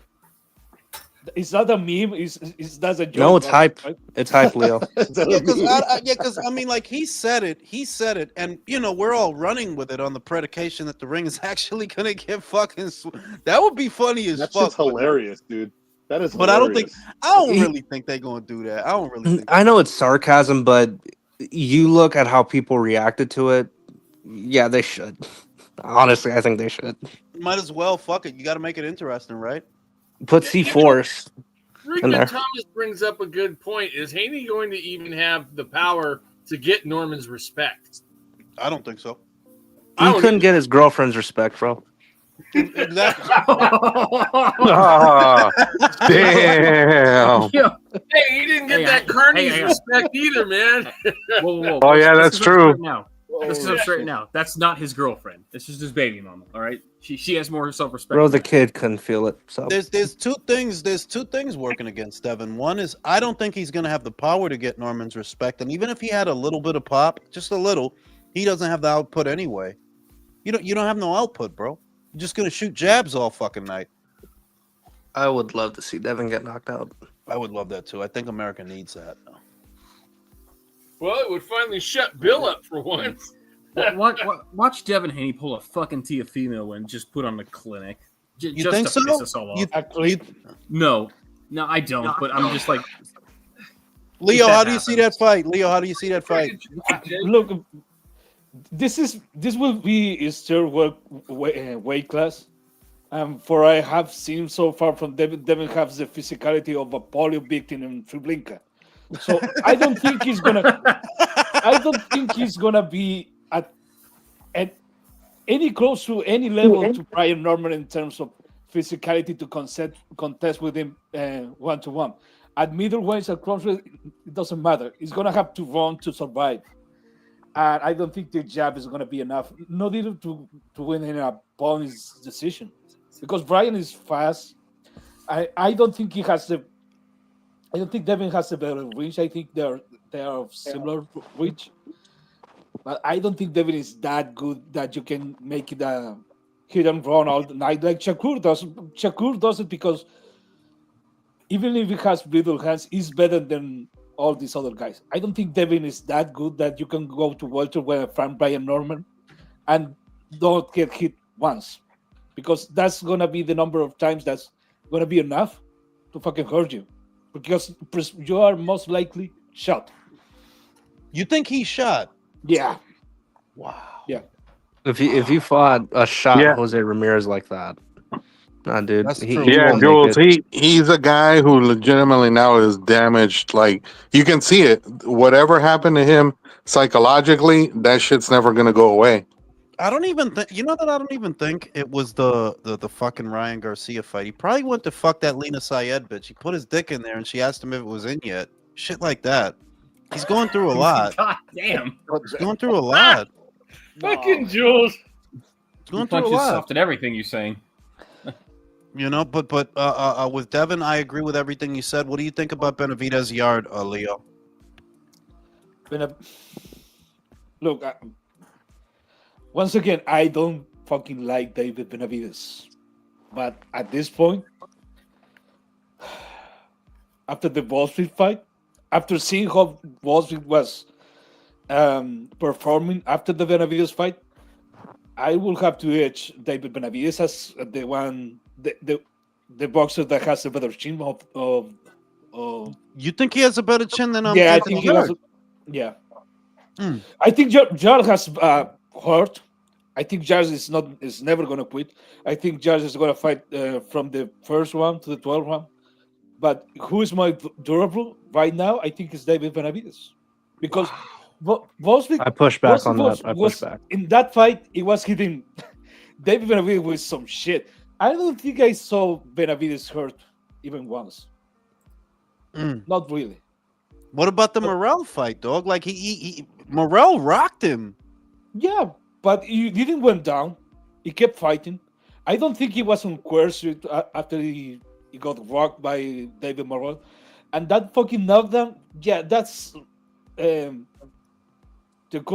culprit of that knockdown is what you said about David Benavides. He has poor balance because he didn't even get hit in the face. But I'll say this that he didn't. It was a weird looking punch. But I don't think. Do we think David Morrell cracks as hard as Anthony Yarde? That if David Morrell could hit you with a good clean shot couple of times, can you take a punch like that from Anthony Yarde? Yeah, I think. And the other thing, I don't trust on Yarde gas tank. Yeah, I mentioned that too. I mentioned that's that. it, because Boswick. Yeah, maybe you didn't feel inspired. Maybe you were confused by David Benavides' speed because it's weird to find a guy like him that throws so many punches that fast, even if he doesn't hit that hard. But maybe that's what given David Benavides the edge over all these other guys. That is throwing a lot of punches, really fast, and that's not used. That's not used in the light heavyweight division. Maybe it's that, but I don't know. I hear y'all guys bring up David's gas tank, but you look at his last two fights, he gassed. He gassed in the Vosdick fight, Leo. Yeah, he did. He gassed in the Yeah, Vosdick throwing fight up- and even towards the tail end of the Morrell fight. So yeah, after the one throwing thing a is zillion- the one. after throwing up like a million fucking punches, I don't. Yeah, say he's that gonna he throw a has- million freaking punches at Yard, and you don't think Yard's gonna be throwing punches back that are harder? Because I would say that Yard hits harder than Morrell, and Morrell wasn't really throwing I too much. agree with that. That I think Yarde hits harder than Morrell, and I think he hits harder than David. Let me ask you guys this: Oh, yeah. Do you think that David's going to be able to keep Yarde off of him, though? No. No, That's why the fight is weird. That if you think about that fight, dog, nobody got to find nobody in that fight. Nobody got to chase nobody in that fight. They both like Yes. fighting in the pocket. Like that's something like keep Yard off him. Like he's gonna walk toward him. The fuck? Yeah, he's not gonna try to shake and bake Yard, bro. They gonna fight in the pocket. So after a while, who knows? Maybe David might start retreating. that's the thing that you can't rule out that you gonna try to get into a gunfight with this guy, and you're used to overwhelming guys with your volume. But if he catches you with a few good ones in between, and he might, I don't really know how David gonna react. He's gonna start stepping back. He ain't gonna just exchange with him if he gets hurt. And He's what gonna if hold, and the reason another thing is Yard is a body puncher. He goes to the body. I don't see a lot of guys go to David's body. It's because Which is crazy because he looks like the Pillsbury Doughboy, so you would think you'd want to hit him to the body. Exactly, bro, David looks like a freaking a kalash, bro. Look, I have seen David Benavides hurt once in the David Morrell fight, and what I saw is David Benavides choose to fight. He didn't back down, not really. Yeah, but that's But what David Morrell doesn't throw a lot of punches, dude. Those Cuban guys, they freaking freeze up. That Anthony, and David, dude, he freaking. that and David. I'm be real that I don't think David Morrell hits harder than Anthony Yarde. I don't think that. And the reason why I'm not telling you that. I am telling you, David Morrell rocked David Benavides really good, and David Benavides. There are two types of guys. the ones that they get hurt and they start to retreat and just they try to recover in that period of time. They go into a high guard, and there are other types of fighters that they get rocked and they choose to fight in that moment. David Benavides, for what I saw, he likes to fight when he gets rocked. It's not That's really a all I'm good saying. thing. That's not really a good thing if you're in there with a puncher, though. If a puncher has you hurt and you don't smother and you don't retreat, okay, well, you're gonna get hit more. Yeah. Yeah, you but can't maybe compare. You can't compare a David Morrell left hook with a Anthony Yard left hook. And Like I'm not he's trying, and, So yeah, and I'm not trying to oversell Yard like he's fucking better beef, but I feel like, yeah, I do think he hits harder than David Morrell. I do think that, like, come on now. yeah, because if Yeah. David Morrell, who didn't really throw too many punches, and was a guy who moved up in weight, didn't start at 175, could have you like that, barely throwing anything. What do you think Anthony Yard might do to you? He And gave good. and they both open up, so that means that there's an even bigger opportunity to get hit. Okay, I'm gonna say this because I think Jared is excellent in the way that if you're gonna put Jared in any fight, he's gonna try to give you a good fight. But I'm not gonna be here telling you that Jared is like this top level like heavyweight in the same way that you can say Calvin Smith is, because Jared is well known for giving big performance, very good performance in fights that he lost. Like he give a good performance in the Kovalev fight, he lost. He Yeah. give a good performance in the Beterbiev fight that he lost, and Yeah. the times he won, yeah, those performances are like against who? Lyndon Arthur. But Oh, okay. but would you put David on the level of a Kovalev or a Beterbiev? No. I'm saying that. So that's why I'm saying it's Yeah, but it's I will close. I expect, mean, what I'm saying is I will expect that a guy in that level that he can compete with Beterbiev and Kovalev and Look, the reason see him roll. The reason this fight is such an ass fuck is David doesn't have Kovalev's jab or footwork. That's what availed him in the Yard fight. he has his drinking problem. He has his drinking problem, but not that. He doesn't have his jab or his footwork. He definitely doesn't punch as hard as Artur Beterbiev. So you can get in with your shoe shines. It's not going to do the same damage to Anthony that Artur did to Anthony. So it's like, I don't know. Like, yo, I could see a couple of body shots getting in. And you know what I see, Leo? I think he's going to move back. I think he's going to retreat. Like, yeah. Get in with I never seen nobody go to David's body. Anthony is a body puncher, and he hit hard. I can see David. I get with Leo. I have a question about Jared. He lost against Kovalev. He lost against Beterbiev. Did he lose against someone else? Yeah, he lost the first Lyndon Arthur. fight. The first Okay. one. How he lost that fight? What did The he way do? he lost that fight, Lyndon beat him with one hand. He was moving lateral and just sticking the jab in his face whenever he tried to get close. That's how he lost. Whole fight was like that. But okay, and David Benavides doesn't fight like that. No. That's what I was that and the other thing is that I'm not trying to make excuses for Anthony Yard, but it was a death in the family. The dude was going through a lot. I felt like the last two fights in that trilogy really tell the story. The second fight, he knocked out Lyndon Arthur pretty fucking quick. In the third one, Lyndon put up a better fight, but he still lost. You know what I mean? And if nothing else, just remember, Ignacio just said it. I've been saying it. Even if he struggled with Lyndon in his last fight in the early rounds, David don't fight like that. You don't got to chase him around the ring. But So who has Yard? Here a little bit. I'm gonna agree with Leo here a little bit though, because like until I see you step up and win these big fights, how am I supposed to believe you can? Yeah, fair. Oh, but you know what, too, though? After taking punches from Beterbiev, right? If he gets hit by David, he's going to be like, what's this? You know? Yeah. I mean, for real. No, that's legit. They're like, bro, I took punches from two of the hardest punches in the light heavyweight division of the last 10 years. Sergey Kovalev and Artur Beterbiev. If you don't hit like them, I'm not gonna respect you. I'm trying to trade. Yeah. Look, So This is gonna be crazy what I'm about to say, but don't I say it. think what better I mean what Benavides does is similar to what Clarissa Shields does. Clarissa Shields doesn't hit hard really, but is so fast with people that don't really have that kind of output because you see Clarissa Shields in all those fights, and he's well above, not in terms really of skill. I'm not even talking about that. I'm talking about hand speed, just hand speed and output.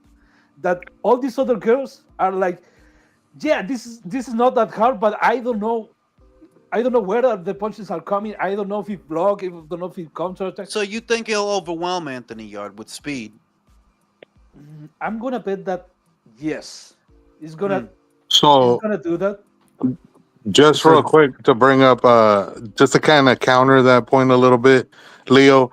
I understand that you think that Benavides has the faster hands, and that's definitely, with his shoe shine that he loves to do and shit against certain guys. He definitely has, quote unquote, faster hands.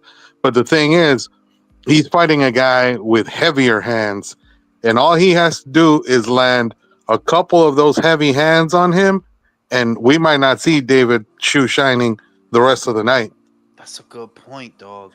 So, like to get like a head count, who's got Benavides winning? I'm feeling that motherfucker out. I'm with Country on the fence right now. I ain't even going front because I got Benavides. I could see Yard touching him to his body, and he just like, yeah, I gotta get out of here. I think Yard knocks him out. The I more got I look at that fight, Yard is inaccurate as fuck, guys. I mean, listen, I want Yard to beat him up. I mean, because I'm tired of the hype. But the truth of the matter is, Yard is very inaccurate. His gas tank falls apart after the 6th and 7th round. So if he but doesn't, David's gas tank's been leaky these last yeah, two that was fights only at light one fight. heavyweight. That was only one fight for David. Dude, no, the Morrell fight. You can't say the Morrell fight, bro. Not enough for me to worry. I mean, I'm not as worried about David Benavides as I am about Yard. Let me finish this real quick though, because I'm more worried about Yard's tank than Benavides' tank because Yard has a history of running short on the tank. Now, if Yard don't spark Benavides early in the David got him first 4 rounds and lands a significant shot that hurts him, David's going to overwhelm the fuck out of him with volume. I mean, that's what beat him in the Kovalev fight, guys. Yard's gas. That's just what I see. If he don't land that shot, the volume is going to come and it's going to overwhelm him. And if you don't get, but Jules, that fight got stopped in the 11th. So it's not like he got stopped in the 3rd or 4th round. He got stopped in the 11th round. No, but that's what after I mean. he had been exchanging. And you also have to. I mean, though, that his gas tank in the back end of the fight did fail him. The 9th. I do think David has a better engine. But I don't even. It was the 9th round with Turbia, by the way, not the 11th. It was the fucking 9th round, right? The shit is that when a guy with heavy hands is landing punches on you, that's different. And David, I'm saying, like, bro, who's the heaviest puncher you fought? Who? Ronald Ellis. Yeah, but Bozdik was sparring him, bro. Like, he just pity patting. Yeah, like, he ain't. Yeah, but if Yard's gas tank does fall short and Benavides does his pity pat shit, who do you think the judge is going to favor? Like, let's be adults in the room. It's a Riyadh season show, bro. There ain't no house fighter. Look, I understand what you were trying to say before about Boston on that fight, that it looked fishy to you. But look, for what I'm seeing from this guy is, I don't think you are the hardest puncher in the history of the light heavyweight division. I don't think so. But I think you have enough on your punches that when you throw that many punches at the time, those guys go into a high guard and try to cover themselves. Then the same way Morrell did, and the same way Boswick did. And Jard, I think, is going to be in a similar predicament. Now he's going to be able to counterpunch. You can say that Jard is harder than Morrell. Maybe he's going to make more damage. But I don't think that it's going to really work neither, because I think David is gonna adapt and is gonna keep with the game plan of trying to win the rounds by punching Yard a lot, even if it's not doing so much damage. I think it's gonna be a unanimous decision. It is not gonna stop him. I mean, Shout out to I can Will. see it. Will asks, who's fought more elite opponents, Yard or Benavidez? Well, if you're just if you're just asking who fought more elite opponents, you could say Yard, but he didn't beat any of them. Hey, why you hating on Benavidez, nigga? Pussy ass nigga. Show your baggy. No, shut the fuck up, bro. Like, Yeah, really? take your shit somewhere, man. I don't know who the fuck that was. He asked He for should the just came on and talk about Benavidez and what he does good instead of just going on a rant for bullshit. That ain't gonna move you nowhere. Yeah, cloud chasing. Yeah, get the fuck out of here, bro. Grow up. Nah, but you could say, you could say that you could say that Anthony Yard fought more elite opponents, but it doesn't count towards anything if you didn't beat any of them. Yeah, that's true. But then again, Jules. But then again, are we really impressed at all by David's pedestrian resume 10 years into the game? Like, No, that's what makes it such a tight fight. That who did David Benavidez actually fight that you're supposed to be impressed with? exactly. Caleb Plant? Demetrius Andrade? What? David Morrell? David Lemieux? Kyron Davis? I mean, the Hey reason, y'all remember in Yard's last fight how inaccurate he was? That's a big concern. I mean, he was inaccurate as shit. yeah, but against a guy who's moving away from him. Yeah, bro, that's what I was gonna say. That I know that If a guy's I know he didn't look good with Lyndon in the third fight, but David literally don't fight nothing like that. That's fair. That's fair. That's very fair. He don't move the same. Shout out to Virtuoso. If Basic Vitas can have Memo in his camp, why can't Yard have Alex Ariza in his? Yeah, fuck it. Because he's British. Fill him full of Bane Venom. Fuck it. Bane Venom? Yeah, fuck it. But I'm not counting out Anthony in that fight because the one thing that's different about this fight is David's usually in there with guys that are going to move around. Demetrius Andrade, Caleb Plant, Kyron Davis, right? Even David Morrell. He's a boxer. He's a mover. If anybody was a mover in that fight and a boxer, it was David Morrell. This is different because Anthony's not in any of those things. He's a puncher. If he's anything, he's a puncher. You don't have to chase him. That's different. That's different. Even Bozdik is a boxer. Yeah, he could punch a little bit, but he's a boxer. Anthony is not those things, dog. He's a puncher. And that's what makes it interesting because you're going to have a guy in Anthony Yard who's not going to back down and who hits hard and who's taking punches from harder guys. Let's not act like David hits like Kovalev or Beterbiev. Yep. But that's the one thing where I look. We got another troll. Let's wait for it. Go ahead. Okay, that's what the fuck was that? I don't know. I don't know. But kind of back. It feels like these guys with the fucking skinny jeans from Twitter are coming after you, Jules. like that's some childish shit. Like what even was that? Motherfuckers up there trying to speak dolphin. But that's what sets this fight apart from any other fight that David Benavidez has had so far. That you're in there with a puncher. He's far from a boxer. You know, he ain't that, and he ain't gonna be moving around away from you. So if you want to trade, he'll oblige you. So what are the positives and the negatives for David in regards to having somebody that's going to be there, but is also a more powerful puncher than he's faced? I would say that where that sets that apart is Leo keeps highlighting that David overwhelms guys with activity, you know, and that disarms those guys. But Artur Beterbiev's activity did not necessarily disarm Anthony Yard. He traded with him, and that's with the strongest puncher in this division. If Artur didn't dissuade you, right, you know, before he stopped you, if he didn't dissuade you, how is David going to do that? Good point. Yeah, I don't think that, but the thing is though, but David don't punch soft like that where he ain't gonna just run through David. I don't. Like I said, Anthony Yard has been in there with two of the heaviest punches in this division of the last 10 years. That's a fact. And he was not afraid to trade with them. If you not hitting like they hitting, Anthony might go. Anthony you're in might trouble. go for it. You might go for it. Okay, Like you don't even hit like that. The other thing about that point is you were talking about it really works for Kovalev and Beterbiev. because they were both hard punchers. Yeah. And Beterbiev is often described as a pressure fighter. Got more skinny jeans. Hold on. Here's the skinny jeans. Let's go. What's up, Bring That Kill, man? I love your channel, bro. What's up? How's it going? This is the same guy from before, bro. You need friends, bro. Come on. You need friends, bro. Get out of here. Very suspicious. That's fucking wasn't weird. the like, same guy, was it? no, that was. Yeah, it was the same dude. This is the same dude from before with the same voice, bro. Like, it's a weird ass dude. Go ahead, Leo. When finishing what I was saying is, Beterbiev is described as a pressure fighter, but if you see him at the start of the fight, when he was trying to establish a rhythm, he boxes with this with all those guys. So if you're gonna box with Jard is gonna try to box with you into he gets bored and tries to overwhelm you with activity and connecting hard punches. Yeah. But that's what the Kovalev and Beterbiev have in common.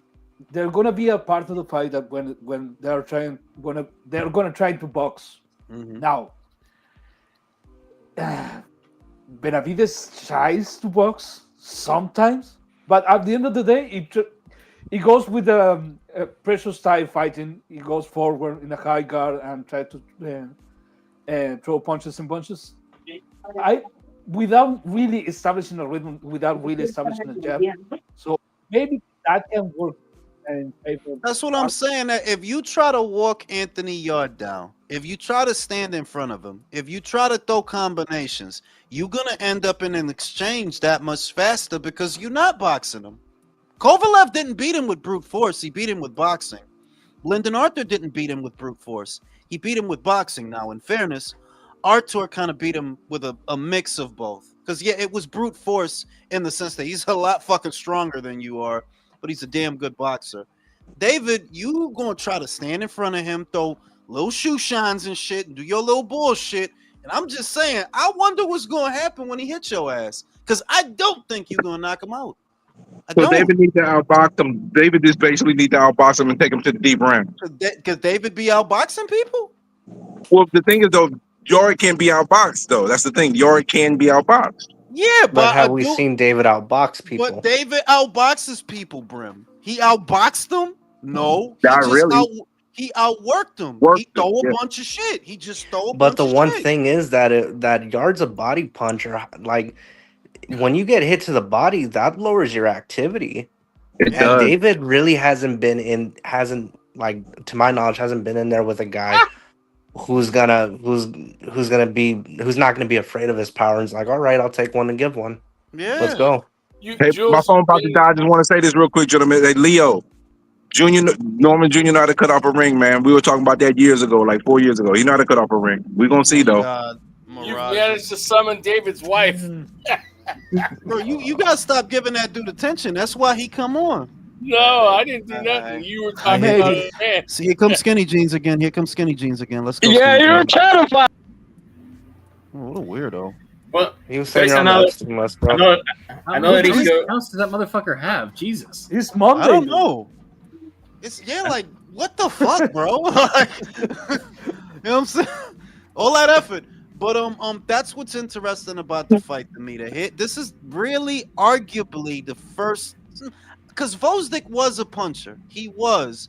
But the way he fought David, bro, that shit looked like a sparring session. It don't look like you was trying to do no damage in that fight. Whereas like 40%. Anthony Yard is not going to do none of that shit. He not trying to pity pat you. He not trying to box. He not trying to win on points. He trying to knock you out. He's trying to give David CTE. For real. You know what I mean? So it is different from any other situation I've seen David in. You know? I'm going to finish by saying this. I think this is a good fight, but I am always going to hate on David Benavides because this time, you should be fighting a fucking champion. This kind of fight should have been happening a long time ago. Honestly, we should be know if you can beat for sure an Anthony Jarde, and Callum Smith, all those kind of guys. So by now, after 10 years of career, you're fighting Anthony Jarde. Okay, it's a bit late. Yeah. Wow. Okay. But there is a criticism for Yard too that it always happens the same way. He'll fight 30 cans of tuna fish and then fight a killer. Yeah. and then They lose. fight, and then and I think that's the problem. Like, yo, you can't just go from tuna fish and tuna fish and tuna fish to great white. You know what I mean? Wait. There's no way that Benavides is a great white. If anything, he's a fucking hammerhead. Okay, a tiger shark. Let's call him A a tiger tiger. shark, yeah. The I'll go with tiger that. shark, right. But that is a problem with Yard. That like you never build on the momentum that you got. You go in there, you give a great account of yourself with better beef, and you fight tuna salad for like 2 years. Yeah, but I think you know why he does that. Tuna salad. That dude, potato salad, tuna salad, right? Remolacha, Chicken all salad. the bullshit, Macaroni right? salad. Julius, I think you know why he does that. Because Why? he doesn't want to risk it with all those guys. He wants to risk it with the Beterbiev, with the Kovalev, with the big names. He doesn't want to risk it with a fucking Boazzi or a Callum Smith. Nah. I think he Doesn't could risk have beaten Buatsi. Yeah, No, it doesn't matter what he thinks. I think Jarde had the opportunity to fight the motherfucker, That and is he true. didn't take it. 2 years, bro. That is true. 2 years to fight that motherfucker. He didn't fight him. He could have. Boxer would have made it, right? So So I cannot even Benavides complain about the guy because you're fighting the guys. You're fighting the guys that David Benavides refused to fight. You're Yeah. fighting Kovalev. You're fighting Beterbiev. You're fighting the monsters. But yeah, when it's time to fight the guys at your level, at your stage, you don't want to really because Yeah. if you lose against those guys, it looks really, really bad. If nobody's gonna blame you for losing against a Kovalev and a Beterbiev. But if you lose against a Boazzi, yeah, everyone is gonna think you ain't shit. And you had 2 years to fight either a Buatsi or a Callum Smith. Bro, this guy's weird. Like, who is this guy? I'm gonna let him on so he can curse me out again. Go ahead, bro. Yeah, you're an ugly fucking. Almost immediately.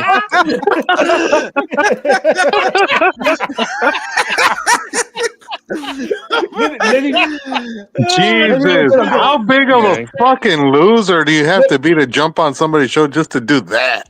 Like, what the fuck? The crazy part is this is all because we're not fucking glazing David Benavides because we're breaking down a fight. That's what triggered him. The David Benavides shit. It's Yeah. not Do you even like think we got a- 100% people picking Yard? I'm picking Benavides. Leo's picking Benavides. Like, come on.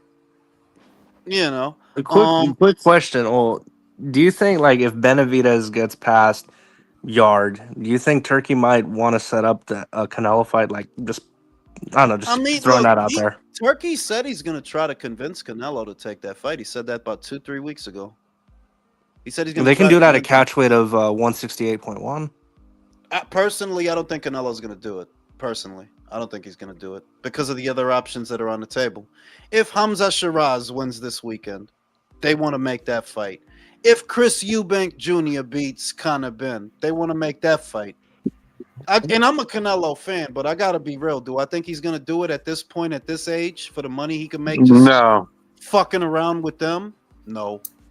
No. Yeah, and I think Canelo let it out a while ago that maybe he's not afraid of David Benavides. Maybe he is, but he's definitely concerned about David Benavides' weight. Yeah. Because he told you. So I don't think he's gonna fight him at the light heavyweight on anywhere close to light heavyweight. I don't think it's gonna be a catchweight. If he's gonna fight him, it's gonna be a super middleweight. Hey, Jules, can you hear El Caesar? Because it says he's on here, but he says in the private chat that. No, I see him, but I'm about to go to sleep. But Hey, let's can hear you it one hear more him? time. Let's hear it one more time.